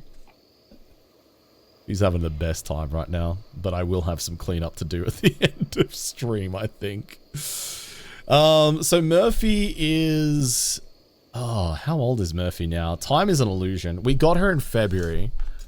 What month is it now?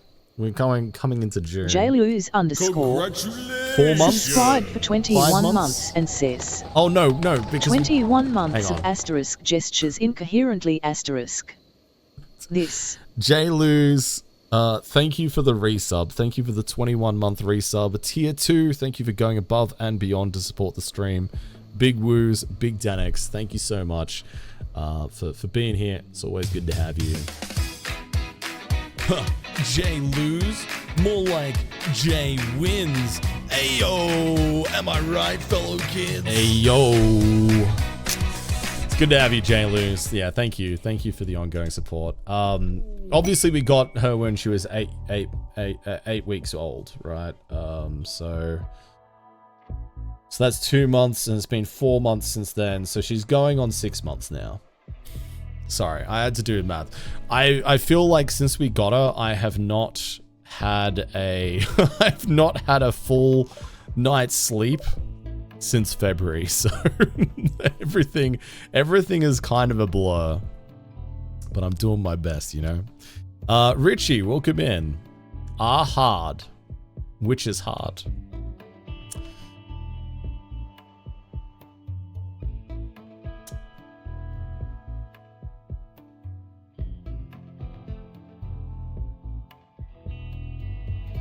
We're already into it. It feels that way. I genuinely feel like I blinked and half of the year is already gone. Like, I don't know. Oh, the game. Is it hard? Okay, yes. Rimworld is a challenging game. But I have played nearly 4,000 hours of this game. So I would say that I am better at it than the average person without gassing myself up too much, you know? But it is my second most played game of all time. I love it. And we do specifically do challenge runs here. And the challenge runs are designed to be hard, so... What are we doing? I don't know. What is Murphy doing now? She's digging at my green screen. Uh-oh. Uh-oh. Did you see her? Chat, did you see her? Where have you gone? Murphy?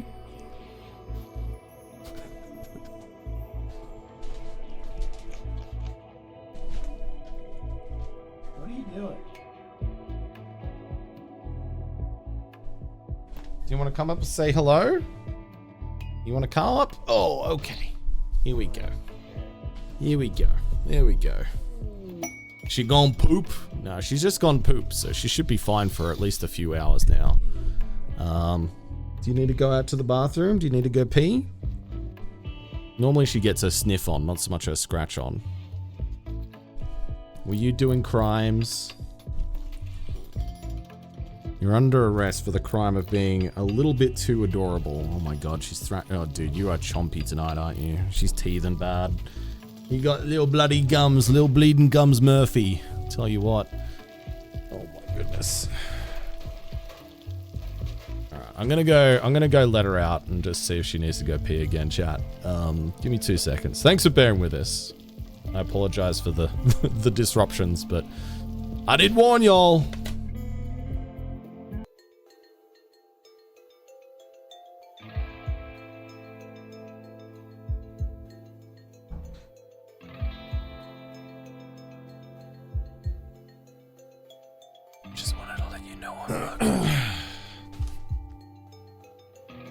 Alright, we are back. Thank you for your patience, everybody. Alright. Good news.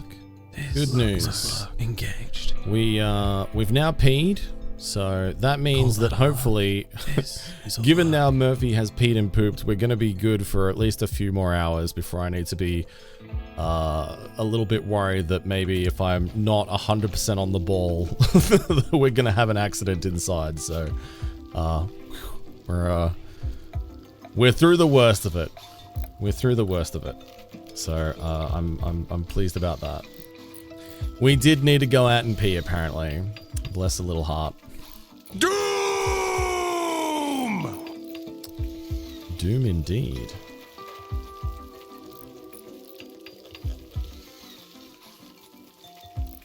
She was doing a little scratchy sniff situation. Rage. Oh dear. Okay, so what we've just done, chat, is we've built ourselves a power generation room, so we can now do things such as have a electric stove to make our food on instead of making all of our food on a campfire. So we've gone ahead and done that now. And we can also make a refrigerator too, so we can store our food a little bit more longer term, which is the first big kind of, you know, step forward that you tend to take in Rimworld runs. Oh, we need that. Granulin pod. I actually do need that. Yes. Yes. Let me harvest this. So we do have an achievement for doing the dryad stuff. Yeah, here we go. Have 15 bark skin dryads. I think that's the only achievement. Oh no, have a Chlora dryad kill a shambler swarmer. Okay, that might be kind of difficult. I don't know. Okay, but yes, we do need this either way. Bottom line is we need that, so we'll go ahead and grab it.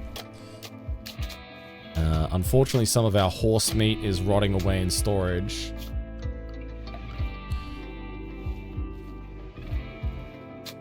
Well, Sindlash, I mean, they're achievements. Honestly, I haven't done anything with Dryads since the DLC first came out that introduced them, so I remember I didn't love it as a playstyle, but I don't think I quite appreciate right now what is going to be required.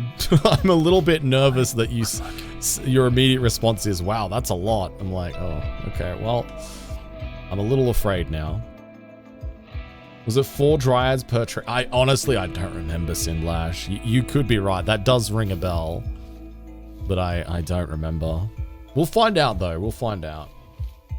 Gnith says, my Animal Forest playthrough hard crashed and my save corrupted. No, Gnith. Oh, dude. Do you have any idea why? Was it a particular mod or anything? Or was there something that you did? Do I need to be aware of this?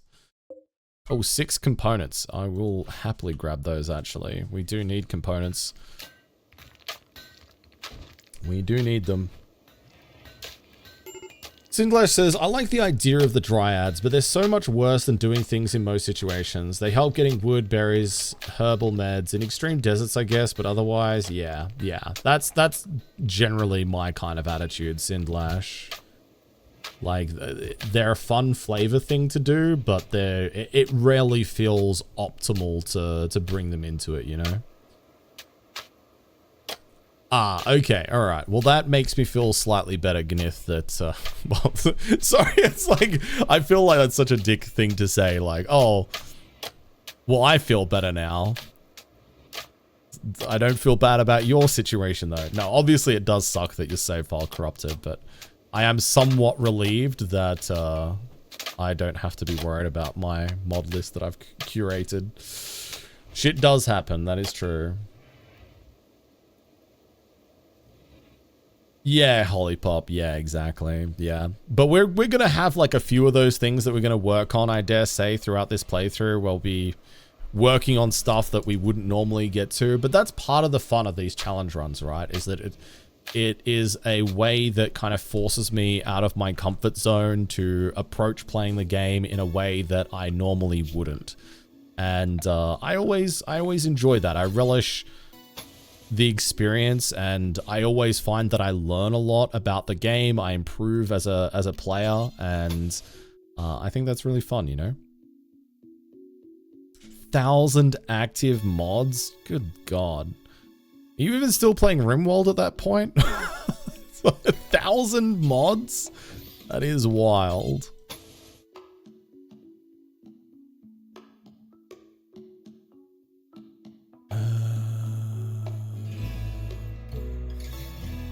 Just trying to think how big I want to make my refrigerator. I think at the moment it doesn't need to be that huge. I think we can make do with this and then do something like that.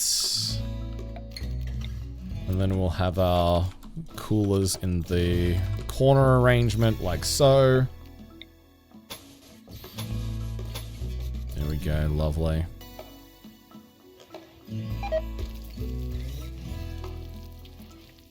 Hopefully that'll do the trick. 1,000 mods, all of them quality of life. Yeah, of course. It's usually the story, right?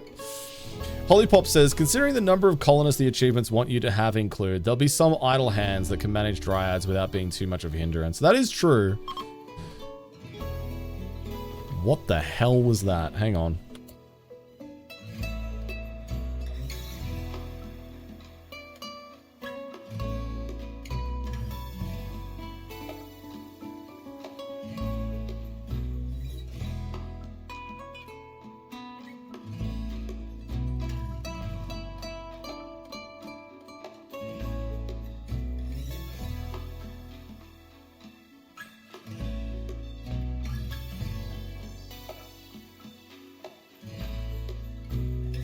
Murphy is tonight's storyteller, you're right, Reb. I heard a bang, and I was like, what the fuck is that? And she'd gone out to the hallway, and we bought these big wooden crates to put our shoes in that she can't get into. And she was trying to pull one of the crates down off of the hallway side table. I don't know what you'd call it. But she was trying to get into one of the crates. She can't, but she'd like obviously leveraged herself enough on it that it lifted up one side of the wooden crates to kind of make a little bang noise. And now you're back down there pretending like nothing happened. Look at this. This is the face of innocence, chat. Having a little snifferoo. Caught in the act. Are we going to settle down now? She looks like she might settle down for another little nap. She's about due. No, maybe not. Not quite. Not quite. She's always testing boundaries. 100%. Always. How are you doing, Gresham? How's your Sunday going so far? Chat, we got about an hour and a bit of Rimworld, and then we're going to be swapping over to our sponsored segment for Endix, and we're going to be joined by Curly, Queet, and Bees with the Knees. It's going to be a lot of fun, and I hope you join us for that as well. If you are interested in checking out Endix yourself, it's a digital convention sort of thing. And if you want to check out some of the games that various developers are showing off in the online space, you can check out the game using the link in chat.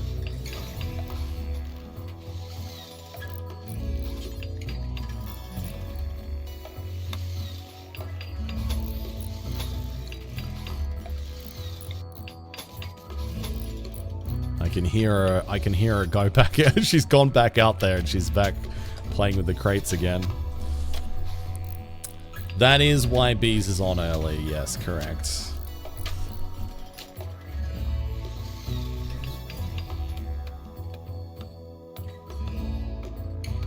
Oh, are these XCOM mods, Gnith? Or is this just XCOM in general? Did I mean to put an aircon not on a wall? Yeah. Yeah. It doesn't need to be on a wall, Gnith. This is big brain, high level rimworlding right now that you're witnessing. This is high level strats.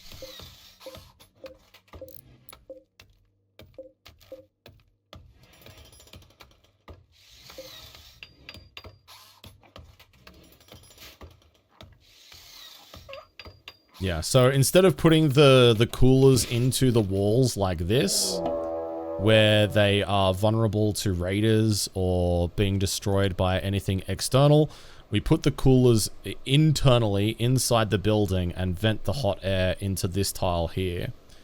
And then that way they're protected from the outside, they're no longer an easy target, we don't have to use and waste steel and components rebuilding them all the time. And we have our first raid of the evening. Let's go see what they've got. The Weku Confederation. All right, our first 3-person raid. Are these Neanderthals as well? Yeah, Neanderthals. Okay. So all melee, and they are attacking immediately. This ought to be interesting. Okay, okay. Let's go ahead and get our group. I do need more guns. I'm short a firearm. But, we'll see. Red Talon. Still kind of injured. I don't love that. Let's get them drafted. I think we'll try and do some damage to them as they cross the river. I think that's going to be the game plan, and then we'll fall back to the city. I think that's what we'll do. Oh yeah, I forgot that I had a pet muffalo. I might eat the muffalo. I might eat them for dinner. For dins, you know? Yeah, there's a few, like, cheesy ways that you can arrange coolers. Like, I think the last long-term playthrough that we did using the Odyssey mod, we used the door deletion cheese for deleting temperature from coolers. It's a whole thing. I forget exactly how it works. I'd need to refresh my memory. It's been a year or so since we used it, but yeah, that was pretty OP.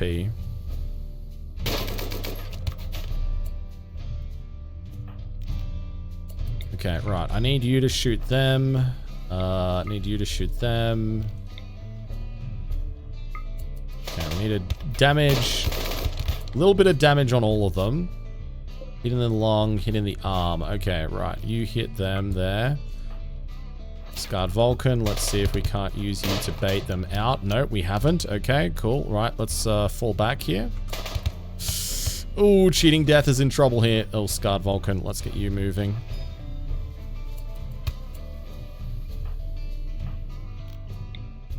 Okay, let's try and cover Cheating Death here a little bit. Abraxas. Let's get you to cover B. Man, Neanderthals are so scary, dude. They're so tanky. Okay, nice. Good stuff, good stuff. Okay, right. We're creating space where we need to. Let's hit the Coco now. Red Talon, you fall back. Split up. Okay, good, good, good. Okay, nice. Abraxas, you come back. Scarred Vulcan, you come over here. Red Talon, I'm gonna need you to down somebody. They've taken up so many hits, it's crazy. They're bullet sponges, man. Absolute bullet sponges. Cheating Death, I'm just gonna get you to run, dude. Just gonna get you to run back. Okay, nice. We got one of them down. There we go. Beautiful. Alright, lovely. Bit of a misplay there with Cheating Death, and it cost us a leg. The hard punish. That is brutal. But we did get 13 herbal medicine, which is at least some trade-off, I suppose. I'd rather have the leg, but if I can't have a leg, I will accept medication, I suppose. Oh dear. Last time you tried to do something like that with coolers, you had trouble venting the heat. You just got to make sure that the area that they vent into has the roof removed, because the way that Rimworld calculates rooms is based off of whether it's like roofed or not, at least for temperature wise. So as long as this is unroofed out here, it's considered outside, which means that it has a pretty efficient way of venting temperature. It's not complete. But if you are having temperature issues with venting, like you can definitely create too much hot air going into here that it won't clear. You just need to make this area bigger. And that's pretty much all it comes down to. Parsa, Dusmich, Abdul, Infin, Arch. Speaking of hot air, it's Arch Play Stuff. And he be saying stuff. Hey Arch, how you doing, homie? Good to see you. Welcome in. What's up, Reza? North, hello there. Welcome in. How was Outworld Station? Chat, if you don't know Arch Play Stuff, they're a fellow member of the Halcyon Frequency stream team, which is a stream team that I'm a part of. and they're super cool. I've known Arch now for many moons, and they're good people. So go give them a follow. Hello, this is the Bloody Drongo streamer hotline. How can I help you today? Bruce Force.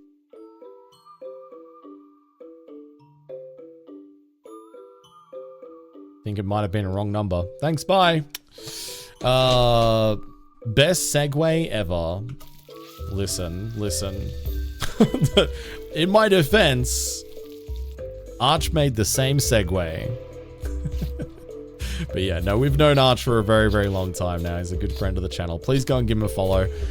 He recently did some mini painting on stream. And yeah, he plays a lot of similar games to us. So yeah, please go and give him a chance. Arch, how you doing, dude? If you're coming in from Arch's stream and on the off chance you don't know me, I'm Drongo. I'm a variety streamer from Australia. We play a lot of different games here on Twitch. A lot of sandbox, survival, city builder type content. We also do the odd bit of art and cooking as well here from time to time as well. And yeah, we try to be very lurker friendly. So if you'd like to lurk, feel free to. We also have anonymous follows. So if you want to follow the channel, you don't have to be called out of lurk. But thanks for giving us a chance. Tonight we're playing Rimworld, and we are working on a new Rimworld challenge run, which is one of the things that we're known for here on this channel, is our weird and wacky challenge runs. And our job right now is to try and get 100% of the Rimworld achievements in one run. And for those of you who are familiar with Rimworld might be thinking, well, Drongo, I don't know. Rimworld doesn't have achievements. What are you talking about? Well, there's a mod for that. As always, with anything Rimworld related, there is a mod. And we are using the vanilla achievements expanded mod to add in 140 achievements, all of which we are attempting to complete in one playthrough. Up in the top right there, you can see our current score of achievements that we've gotten so far, which is 17. So we've got a long way to go. So yeah, thanks for joining us. If you have any questions, feel free to ask. If you're interested in checking out the challenge run, you can do !challenge run, or if you want to check out the mods that we're using, you can do !mods. We're also sponsored tonight by the Endix Showcase, and we're going to be joined in about an hour or so from now by Bees with the Knees, Curly, and How to Be Quiet, as we check out a digital showcase of a bunch of new games from different publishers in kind of like an online virtual convention sort of space. Sounds really interesting. I've never done anything like it before. I have no idea what it'll be like, but I know it'll be fun to share it with chat and also get to hang out with my friends and be sponsored along the way. So can't ask for much more than that, you know. Also, I just realized Durek is up and walking. They had paralytic abasia. They're a brawler, nimble, psychically dull. I wasn't expecting them to be up for another 20 or so days yet. And yet they are. Incredible news. Incredible. Chat, if you would like to become Durek, the newest addition to our colony, you are going to type the word hat in chat. H-A-T, hat in chat, if you would like to join.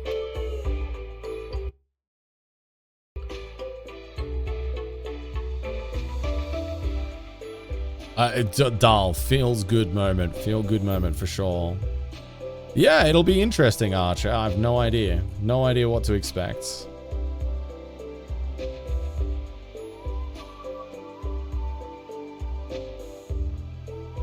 I thought about it, Sarge. I will admit I did think about it, but I chose not to. I'm a good person, okay? I'm reformed. Reformed pile of shit, you know? I'm doing my best.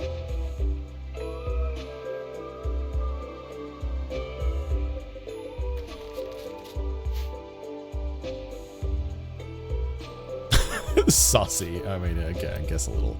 Wow, we've actually had a lot of new people join the colony, and I have not arranged their priorities at all.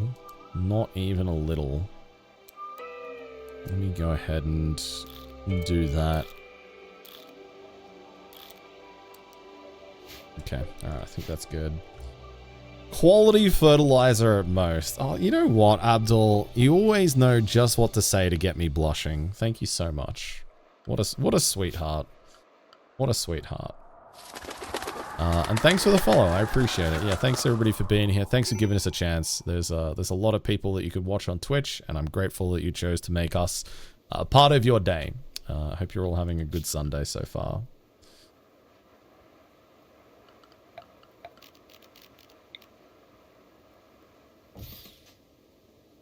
All right, perfect. Our dining room is coming along nicely. I'm gonna need to redo my bedroom and living situation here eventually, but we'll cross that hurdle when we come to it later on, I suspect. Yeah.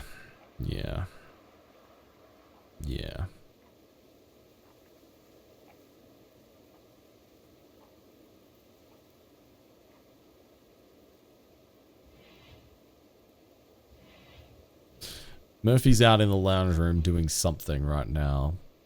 I don't think it's anything naughty, but I'm not convinced that it's... I'm not fully convinced it's not naughty, if you know what I mean. Yeah. Strange noises must be the puppy. That's exactly what's going on. Alright, last opportunity, chat, to type HAT in chat. HAT in chat if you would like to become Durek, who has the potential to become a bit of a powerhouse in this colony. They're a brawler with the nimble trait. They're psychically dull, incapable of none, double flame melee.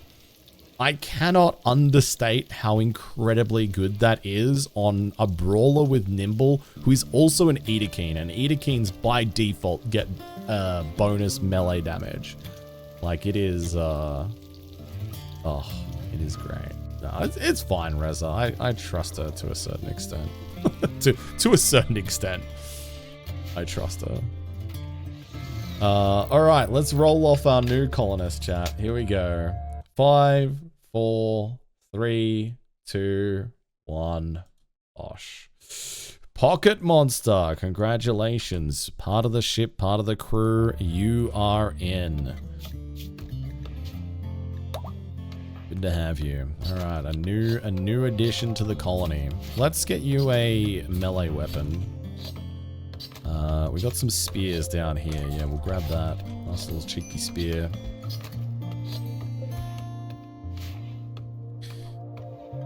Reza says, do you know what my brother's puppies got up to once when unsupervised? Reza, please tell me. I'd love to know. Listen, it can't be any worse than what Murphy's already done. They opened up the back of a bag of chocolate milkshake. Oh my god. I hope the puppies are okay. That's definitely not good. Far out. Oh my god. Man, puppies, huh? Puppies.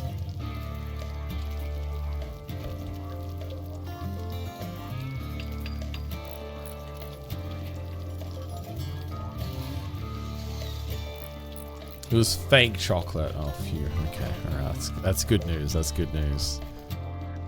Yeah, that's definitely an undesirable situation in either circumstance. Yeah, not good. Not good. Okay, we're gonna need these components. We're running low on components. We've only got 3 left, so we're gonna dig out some more so we can build these coolers.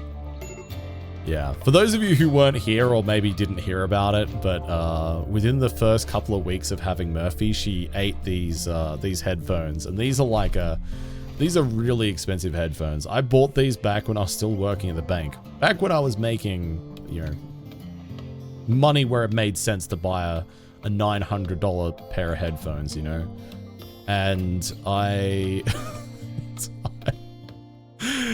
she ate them and destroyed them, and I was devastated, man. I was so sad. I'm very lucky that Barodynamic sells individual parts, but it still cost me $400, $500 to get the parts to rebuild these headphones, which is a lot of money. And she also ate one of my sim rigs. And the thing was, right, is that it wasn't like I was leaving her unsupervised for extended periods of time. In both circumstances where she got into the headphones and the driving stuff, it was maybe like a couple of minutes max. It is remarkable how much destruction puppies can cause in such a short period of time. Genuinely, like, sometimes you just can't take your eyes off them. Fortunately, since then, she has shown no inclination to chew on any more electronics, so I feel a little bit more trusting now. I definitely don't leave her unsupervised in the office, though.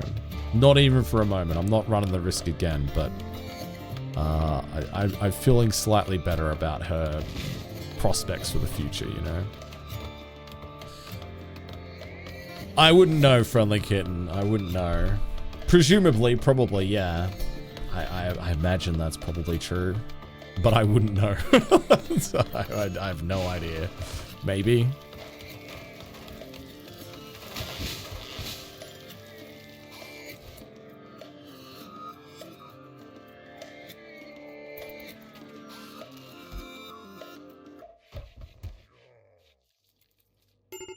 Okay, cool. So we've now got our first cooler set up here. So let's go ahead and set these down to, let's do minus 14, minus 15.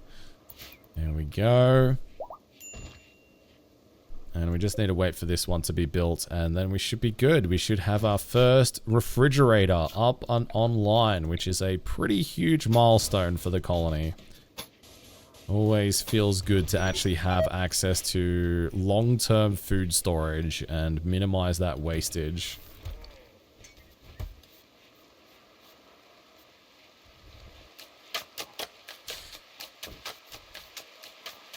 Oh my god, Gnith there. That's wild. Yeah.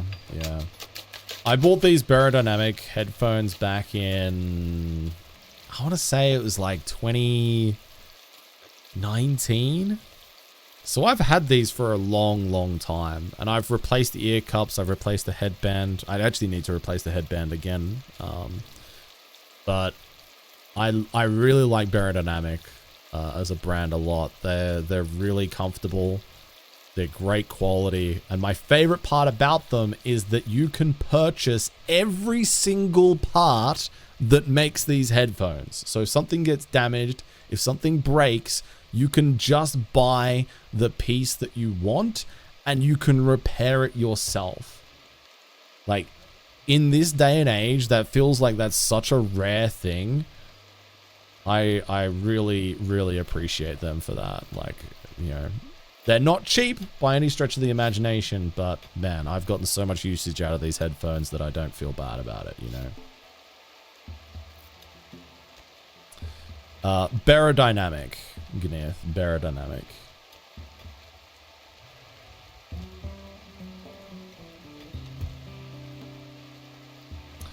Last cooler is finished. Yep, let's go ahead and get these set down to temp as well. We'll set this to, what do we set the other one? 15, 14, yeah, so we'll do 16.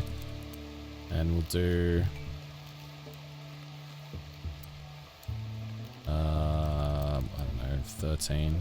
Yeah, cool. Hi, John. Yeah, we're talking about headphones, dude. I'm talking about how much I appreciate Barodynamic for being repairable, and the fact that you can repair it and buy all of the individual components themselves from directly from the manufacturer. I really appreciate that. It's such a rare thing, I feel like, in the tech industry at the moment. We interrupt this broadcast now with breaking news of one has just come into the with a huge Twitch chatters are warned to be on the lookout for. Stay safe out there.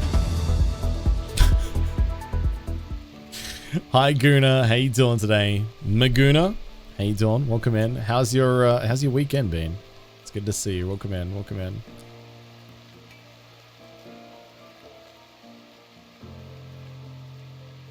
I hope you're having a good weekend. Thanks for tuning in. We're slowly making headway on the achievements. We've added new people to the colony. Life in the colony's looking up. We've made our first little refrigerator as well. Let's go ahead and set up a stockpile zone here for food. And then we're going to start making shelves eventually. So let's clear this. Food only. And then we're going to take food out of here. There we go. Lovely. We might need to think about doing some hunting soon, though. Might be time to do a little bit of hunting, get a bit of meat. Got out of bed at 3 p.m., had a can of V, a fries Turkish Delight, and a caramel for breakfast. Fuck.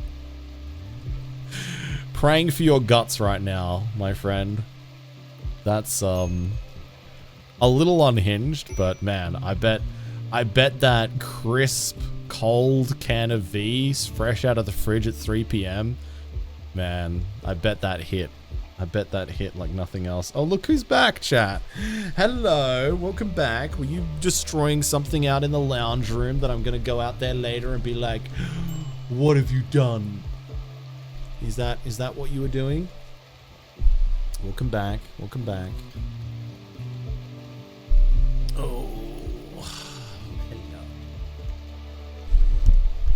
Are you ready for another sleep yet? Are you going to settle again? Or are you still in destruction mode? Are you still in chompy mode? Okay, well that kind of she latched onto my hand the moment I said it, so she's definitely still in chompy mode. At least she's gotten out of the habit of biting hard anymore. She knows that she's, that we have feelings. And she's got most of her adult teeth in now, so she's not got the razor sharp puppy teeth anymore. Thank you for coming back into the office.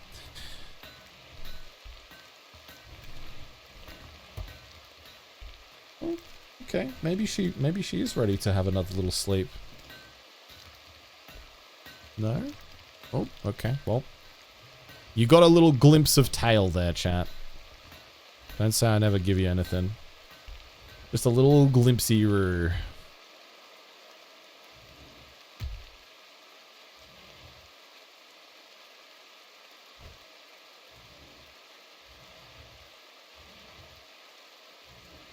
Oh yeah, look at that. Beautiful. It's nice, beautiful 14, 15 degrees Celsius in here. Love to see it. Fantastic. Okay, cool. I feel pretty good about that. Pretty good.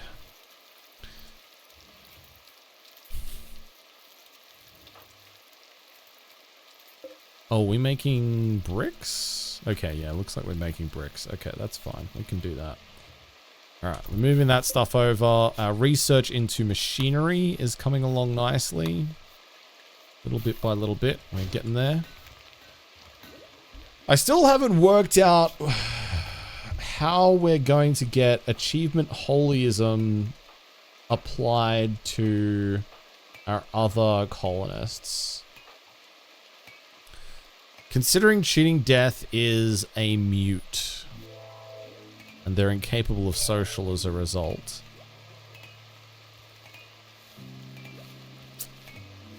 I'm unsure about how I want to approach this. Oh, we got an achievement, chat! I demand your applause, everybody. Achievement get. Achievement number 18. Holy cow, we've done it. And what was this achievement? It was harvesting 50 corn plants. Let's go. Huge. GG, GG.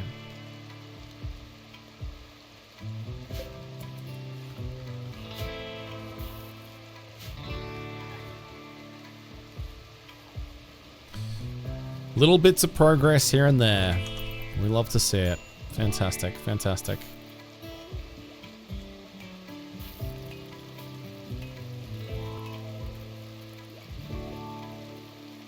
Alright, let's get a wall light in here with the research benches so we can start to get that done. I think we also need to build a designated research room as well now, because I think we're going to be getting to a point where going into the early mid game.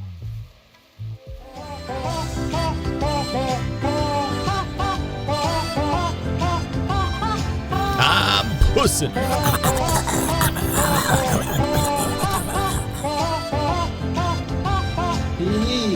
Wicked Wit. Yo, what's up, Wit? Good to see you. Welcome in. I'm pussing. Yo, what's up, Wit? I hope you're doing well today. How's your weekend been? Don't worry, you're in exactly the right place. Never fear.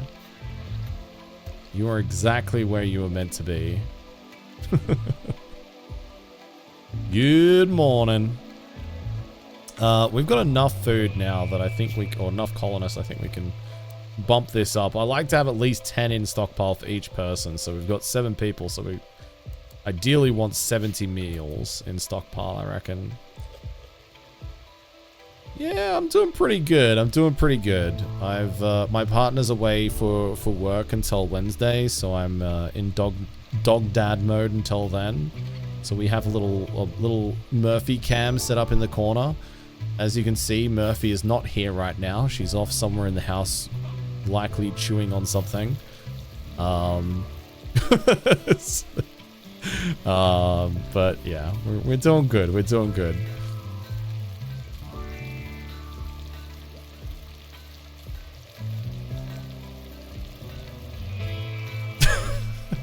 Kuna. I'm sure Wit will survive. Never fear. Actually, speaking of Murphy, I am just gonna go quickly check on her and just make sure that she's not into something that she shouldn't be. I don't think she is, but I'm just gonna check on her. She might be asleep on the couch right now.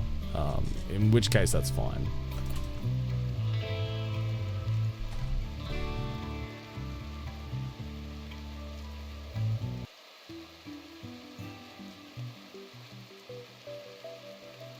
Okay, alright, we're back. And we come back with Lil Moo Cow. What? It's one of her favorite little toys. He likes to have a little little chompy chew on that. Oh my god. Poor little Moo Cow. Oh, where are we going? Where are we going with it? Oh, we're gone. Okay. She's back off to the lounge room. She wants some private time with it. Can I give it a good little scene too? She's so cute, dude. I think she just wants something fabric to chew on. We've got so many different texture things for her to chew on that, you know, we've got to keep it, switch it up. She's so innocent. She's definitely something. Definitely something. Innocent is not the word that comes to mind. But she is very adorable. Which makes all the rest of the naughtiness tolerable. And there is a lot of naughtiness. Make no mistake.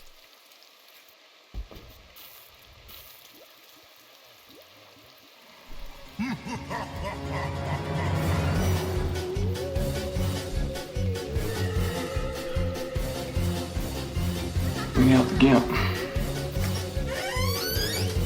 Oh, hey! It's Random Jen!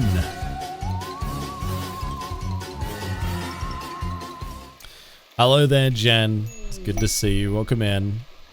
Okay, Braxis got a work frenzy. Okay, we've got a bit of idling right now, so... I definitely think we could benefit from building a designated research room as our next little major development. I reckon that'll be the way to go. So let's go ahead and do that. She's sinless, guiltless, blameless. She is none of those things. She's a little demon child. But we love her in spite of that.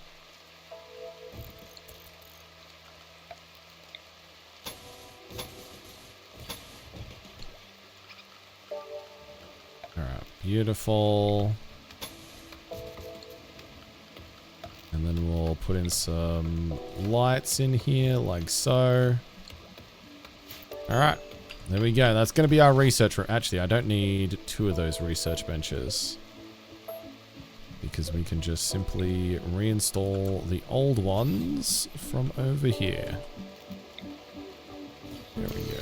Alright, I am going to need more steel though, so where am I going to get more steel?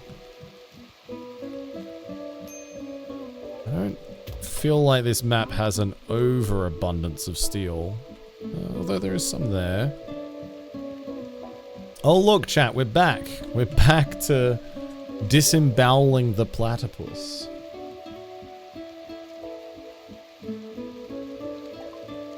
This is quality Twitch content, by the way. That poor platypus, it never stood a chance, chat. It never stood a chance.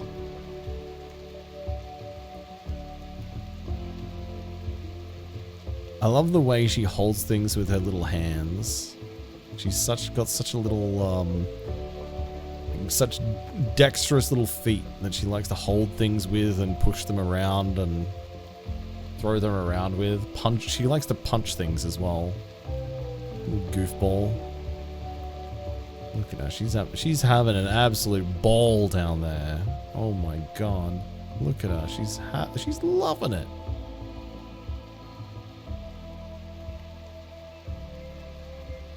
Do I, Dustmick? I don't know. I don't know. Look at her on her back.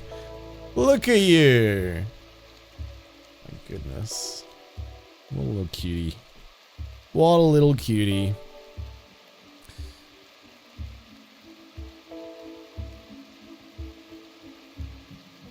It does, Hasher. You're right, actually. You're right.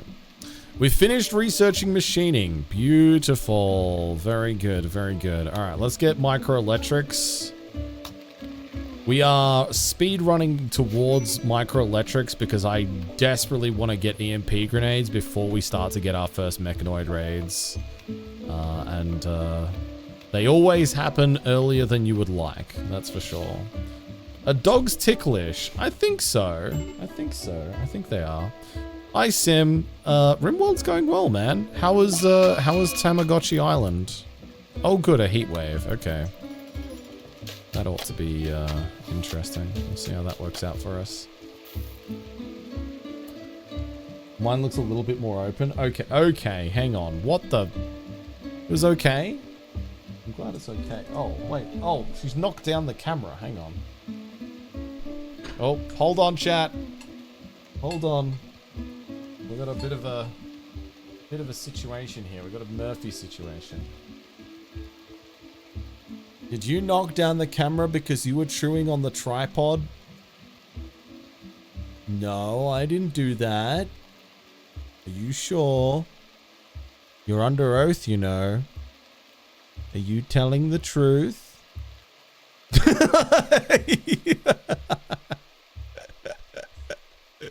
You tell him. You tell him, Murphy. You tell him. What are we doing? Are we calming down now? No? We're just having a sniff around? I think we're ready. I think we're ready to have another sleep. Knew it was coming. I knew it was coming. But yeah, we got another sleep inbound. That's good. That's good news. I dropped you again, chat. I'm sorry.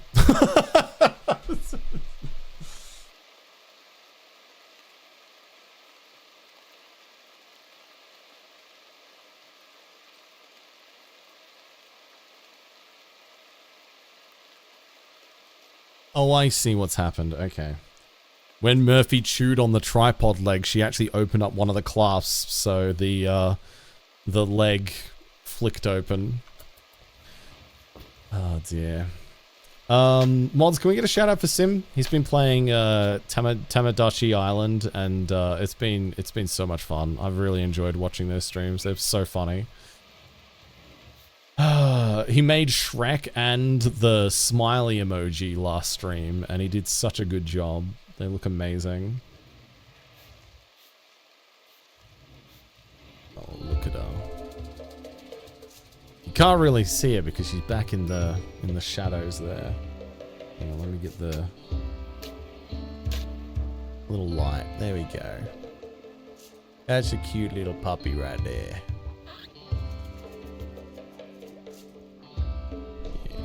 Alright, cool.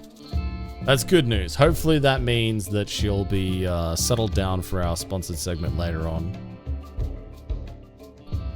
Work through your Sunday morning, now can have Monday and Tuesday off. Let's go, Hallie. Thanks, Mods. Thanks for giving a shout out there for Welcome to Drongo He gave me a Street. great roommate. I don't want to talk about it. Calico Cobalt is back again. Hope you have a very nice time. Lots of laugh and fun. It's gonna be good. Enjoy the stream.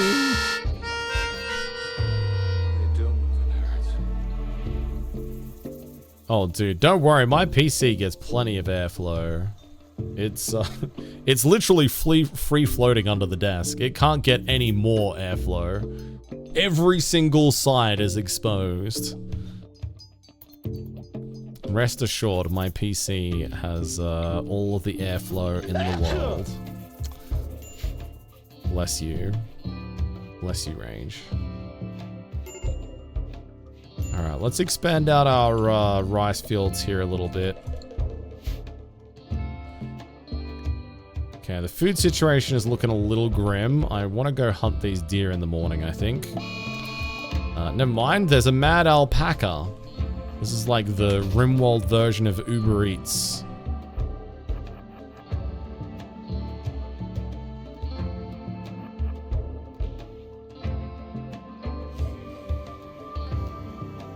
I don't know where that alpaca is going.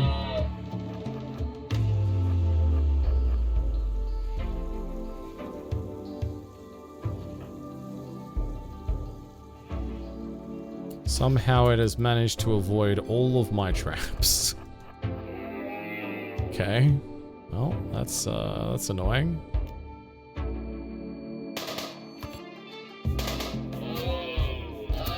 Okay, well, it's okay. All right, well, it found one of them in the end. Hooray! It just kind of ran around until it hit the trap, and then it was all over. Delightful. Oh, whoops, sorry, I didn't mean to draft you too. My bad.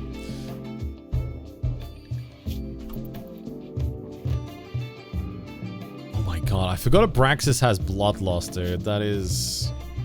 Man, no wonder they're so happy. They're so happy.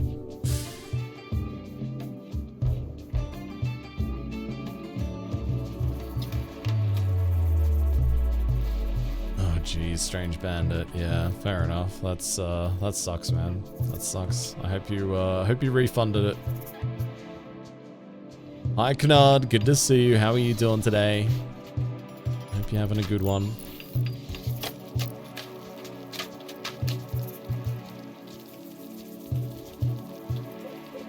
Look at that. Now we got ourselves some beautiful research benches. We're gonna smash out this research so fast. Hopefully. Hopefully we will. Cheating Death, how are you feeling? Hot and insulted. Oh, that's right. We do have a heat wave right now, so it is 44 degrees Celsius. Or, as Sim would say, perfect weather. The perfect weather. Let's go ahead and get our... Oh, Red Talon's on an insulting spree. Okay, go for it. Go off, King. Let's hunt down these some deer.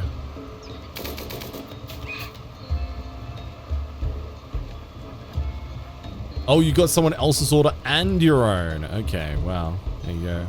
I'm pretty sure they're not allowed to, once they've delivered the food, even if it's the wrong food, I don't think they're allowed to take it back as like a liability thing. Like they're literally not allowed to. Because they don't know, like, if you've tampered with it, like there's no, and there's no like legal Like, the drivers themselves have, you know, got a contract with Uber Eats or whatever to, you know, kind of protect and give them some responsibility and liability if they tamper with the food or anything. But yeah, just delivering it to random people is yeah. I can see why they wouldn't come back. It sucks for whoever's food that was, though, obviously. Hope you enjoyed the free food, I guess.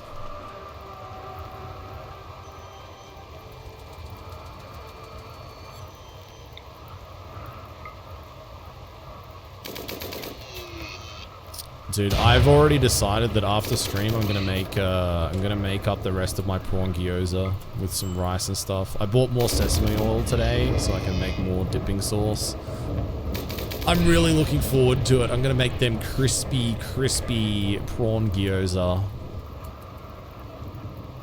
I'm very, very much looking forward to it. In fact, thinking about it right now, my stomach is like grumbling at me. Ooh, do you have like a go-to takeaway that you like to prefer, Hallie?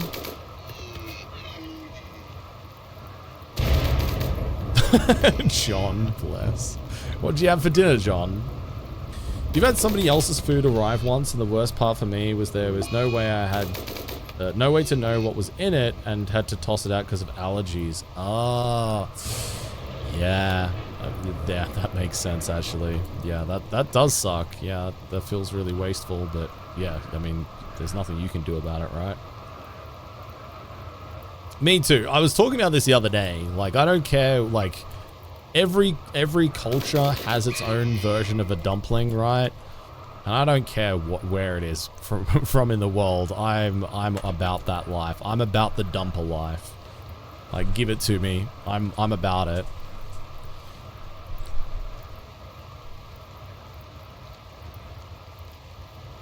Oh, wait, you called the customer so they could come get it? Or you called the driver?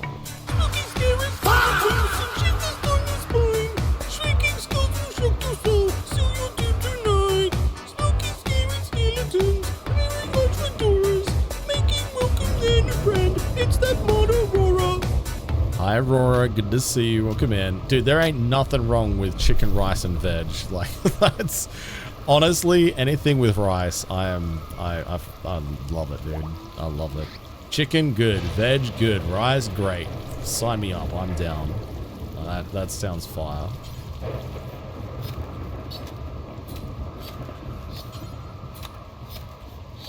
How's your weekend, Aurora? High power boop. Our walls are made out of jade. We are using the vanilla expanded landmarks mod, which adds in some new interesting landmarks, and one of the landmarks that we've settled on is a landmark that allows us to have lots and lots of jade. So you can see here the features of this the features of this tile here that you see in front of you is anima soils, anima flora, jadeite chunks, and jadeite mountains in it. Wet climate, increased animal life, river, and coast. It's pretty nice. So yeah, that's how we've ended up with loads and loads of jade. I'm getting ready to meet the Brits this weekend. In it. Bottle of water. Vanilla expanded landmarks, Calico Cobalt. Yeah, if you want to do exclamation mark mods, it'll tell you the names of the mods that we're using. That was actually very convincing. Oi, Guna!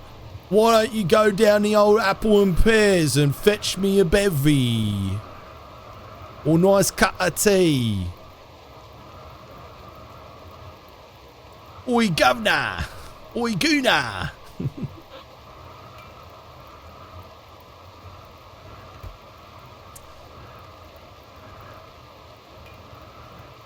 Yeah, no worries. No worries, chat. You know what? I don't apologize. I don't apologize. You're just gonna have to accept the accents, that's all. Tuesday! Yeah, bloody oath, mate. The amount of terrible Australian accents I've had to endure over the years, I have zero remorse for my own terrible accents. I'm not even British and I'm offended. Your message reads very British. So, and you're kind of whinging a little bit. You kind of got that whiny sort of tone. It feels like you might be a little bit British. Just saying. Yikes. Since I'm staying in a swamp for a while, any plans on doing a Shrek cosplay? No, not at the moment, Brienne. Not at the moment.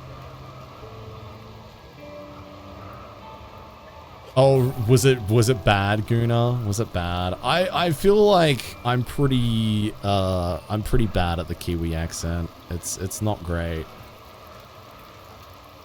I think my favorite besides the stereotypical like, or say six or dick, the ones that I really like is, I forget what it is. It's an advert, a Kiwi advert from back in the day, and it has this one line that has, ever since I watched it, has lived in my head rent free, and it's "Piss off, Goose." And I just think that's great.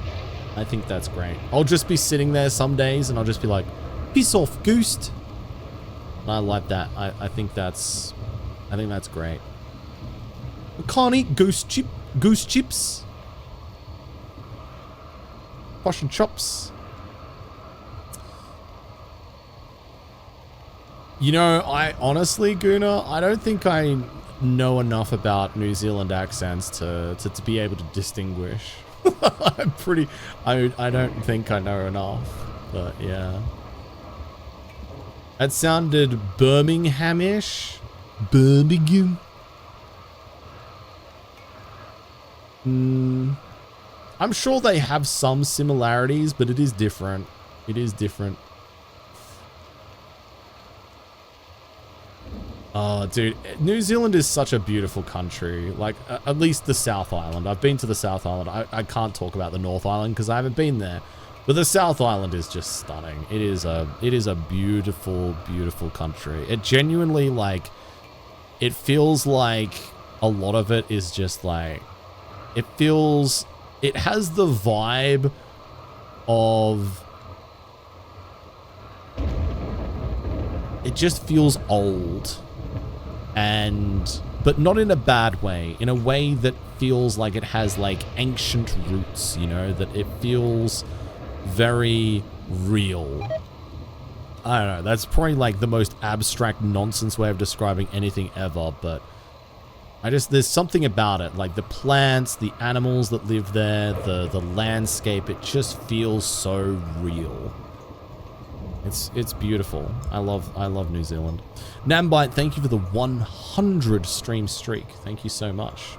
I've made this with effort. You've done a great job, Nambite, and watching 100 streams of mine is definitely no mean feat. That is a lot of effort.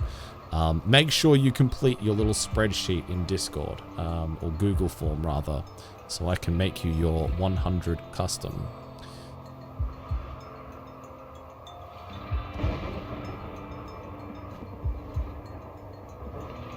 Can skip North Island, to be honest. I'm very stoked to be heading to Central Otago for the next, in the south next month. Hell yeah. Honestly, there is a lot of places on the North Island I'd like to go. Hobbiton being probably the headline one there, just because I'm just such a massive Lord of the Rings geek. But yeah, it does feel like the South Island does a lot of heavy lifting. Like, it is just stunning. Glaswegian accent go. I'm not a dancing what is it? What are they called? Marionette? I'm not a marionette for you to like pull the strings of. Unless you pay me, I guess. I don't know, maybe. Imagine if Lord of the Rings was entirely in the New Zealand accent. Oh, no, fruity. I can't carry it, but I can carry you. That's pretty terrible. It does change the vibe a little bit. Oh, for fruity. For fruity. Yeah. I get exactly the vibe you're talking about. Thanks. I'm glad. I'm glad it makes sense.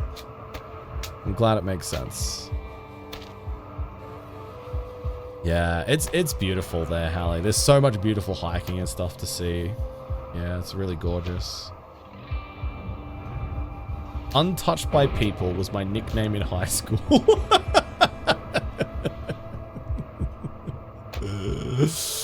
Oh dear.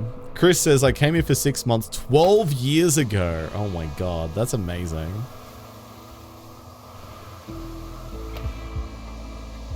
Try and speak in the Smeagol voice but Kiwi. Oh my god, this is like when I started telling chat that I'd been practicing speaking German in a very Australian accent. Okay. My precious. No, that's not good. Oh. No, now I just sound like Abigail. Abigail. Oh no. Oh no. Oh. Fish and chips, my precious. Fish and chips. Fish and chips. Piss off, ghost. There's something about it that feels kind of incompatible. I'm not seeing the vision here. There's something about how because the Kiwi accent, I think, kind of sits a little bit back towards the back of the mouth, and when you're doing the Smeagol voice, that's kind of very throaty. So I think there's something difficult there. Maybe with practice, but yeah. It is, it's challenging. And I don't even consider myself to be proficient at accents in the first place, so I'm doing my best here. Hi, Gotius Prime. I wish there was, Uruk says hi, one of our chatters in the chat. They have the hobbits, they're taking the hobbits to Isengard as their custom sound in the channel.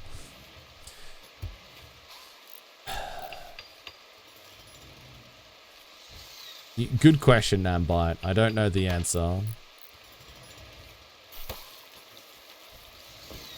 Oh my god. Pocket Monster is just destroying all of the doors on the base right now. Why are you so upset, my guy? Oh, right, because we're butchering human likes. Oh, you know what? We should stop butchering people for the time being. Because we... not everybody is our main religion anymore. And whilst we do have cannibals in our colony, we don't have all cannibals. In fact, that's a minority. Good thought. Good thought. How many achievements are there in total? There is 140 achievements. Lollipop. 140. So we've still got a long old while to go yet. But we'll get there. We'll get there.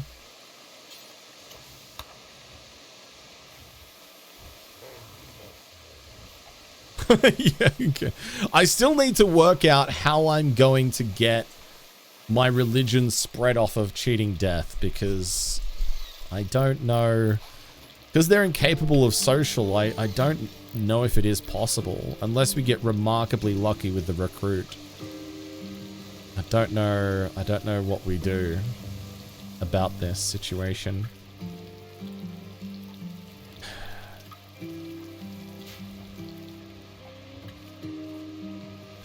About 10 minutes time. Actually, I've got a message here.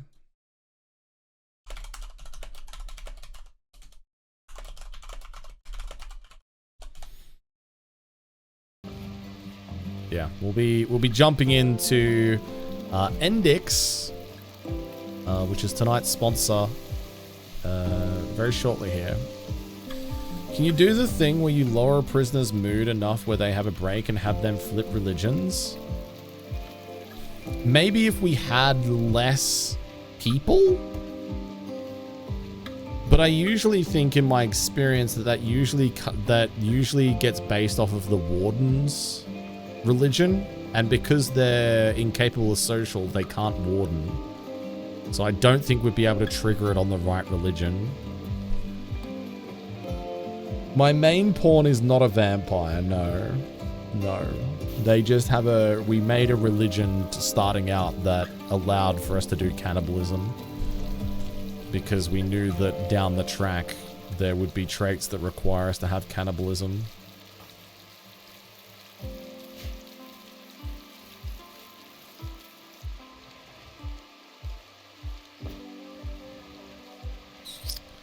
Alright, the food situation's looking pretty good.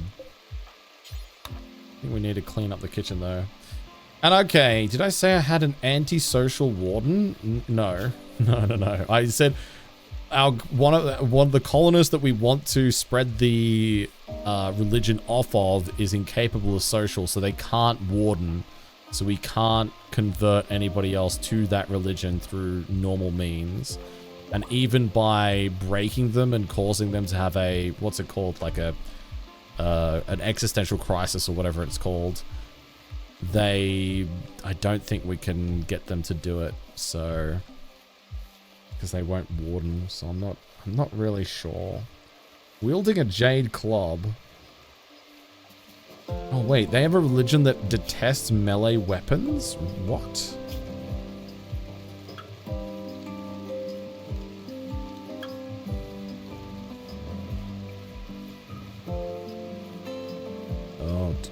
Noble is ranged and despised as melee. Okay, we need to change that ASAP. That's not good. Is there some way around the mute, like install a voice box? I don't think so. Not with the mod selection that we have.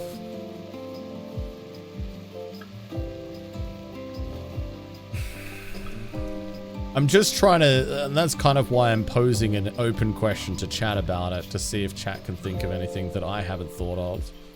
Because I think realistically, the only thing that we can wait to do is if a family member of Cheating Death joins the colony, they should have the same religion.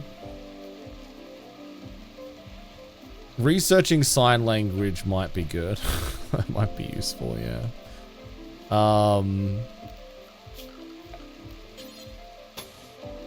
Yeah, unless we get remarkably lucky. And we've already had their brother join the colony, but their brother died. So the real painful part about this is that we solved this problem, but it is now it's now not solved because they died. That one person died, so now we're back to square one again. In theory, you could make a prisoner break repeatedly until they change their faith. So is it just random, Zuni? Because this was my question before, because I feel like in my recollection, when they have a crisis of faith and they change their religion, it is to, or at least maybe it's weighted towards the religion of the warden that they've been interacting with, or is it just purely random to any religion in the colony? Because I don't know. This is a genuine question. If you are familiar with the mechanic, this is this is not a no backseating situation. This is a me trying to understand the mechanic so that we can try and solve a problem here. DJ K, thank you for the 10 stream watch streak. 10 times being here. Big woos. Thank you. Hope you're doing well today. Welcome in. But yeah, I don't know exactly what we're gonna do. How are we gonna be able to get this going? We'll see, I guess. We'll see. Okay, we've got a nice little bedroom here now for Pocket Monster. There we go. Alright, cool. So I can see Curly and Bees will be ready in about 5-10 minutes time for our collaboration. Just waiting for Queet to give the green light, and we'll start to think about wrapping up here shortly.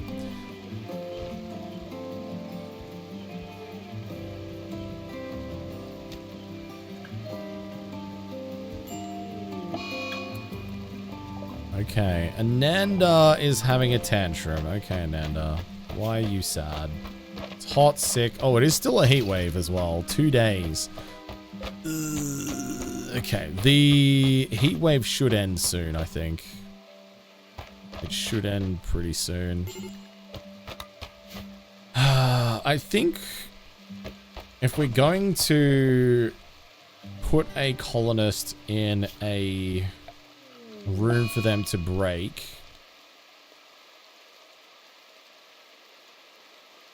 slept in the heat. Good. Okay. All right. We've learned about the relic of the Archaic Cooperative is nearby. The Archaic Ark is an ancient venerated by all field tours.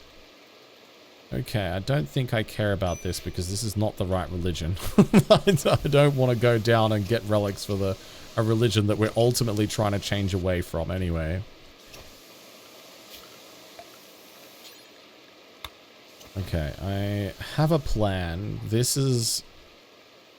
Honestly, this is kind of messed up, but I have a plan, chat.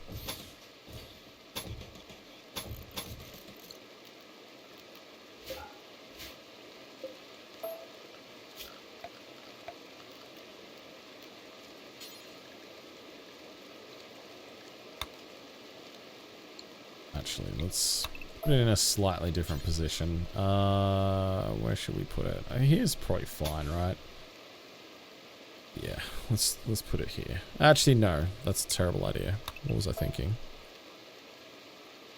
Where do I want to put it? Okay, over here. So let's do this, do that, and then we'll put a sleeping spot in there, like so.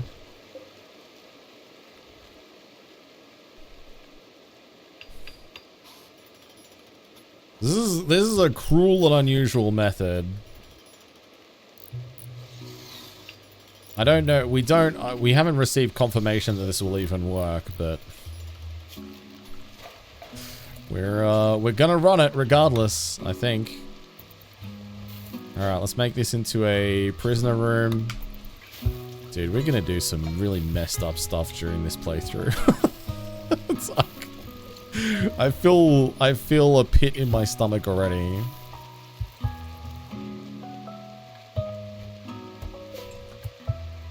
Oh, I need to add Morgan on Steam. All right, hang on. Give me 2 seconds. Add a friend.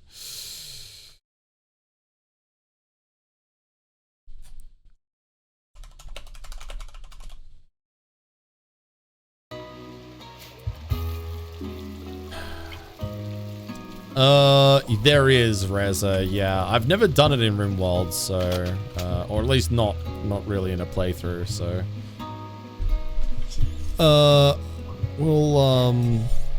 We will have to do it at some point, but yeah. That'll be one of those things where I think we'll, Here comes another high-quality Twitch chatter. Oh. It's Fallen Helix. Never mind. Can somebody escort this guy out of here? Look, I can't deal with him. I've had enough. I've had enough. Okay. All right. Let's go ahead and arrest Scarred Vulcan.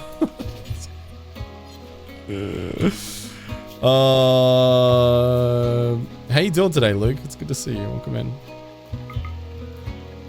Okay, Nanda, can you arrest Scarred Vulcan? It's time. Taking you straight to prison, buddy.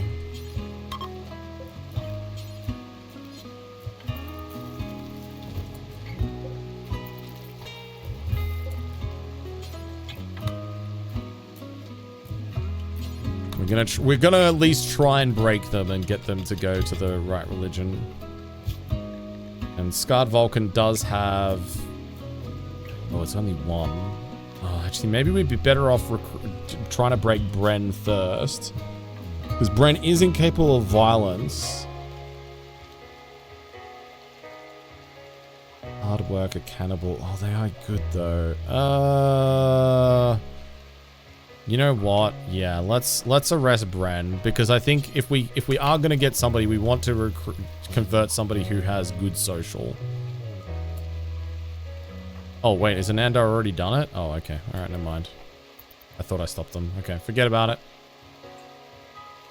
How's Murphy? Murphy's doing good. Look, she's just down here. Look at that little sleepy face there.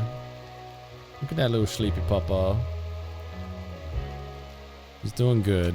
She's doing really good. Okay, so the game plan is here, chat. The game plan is here.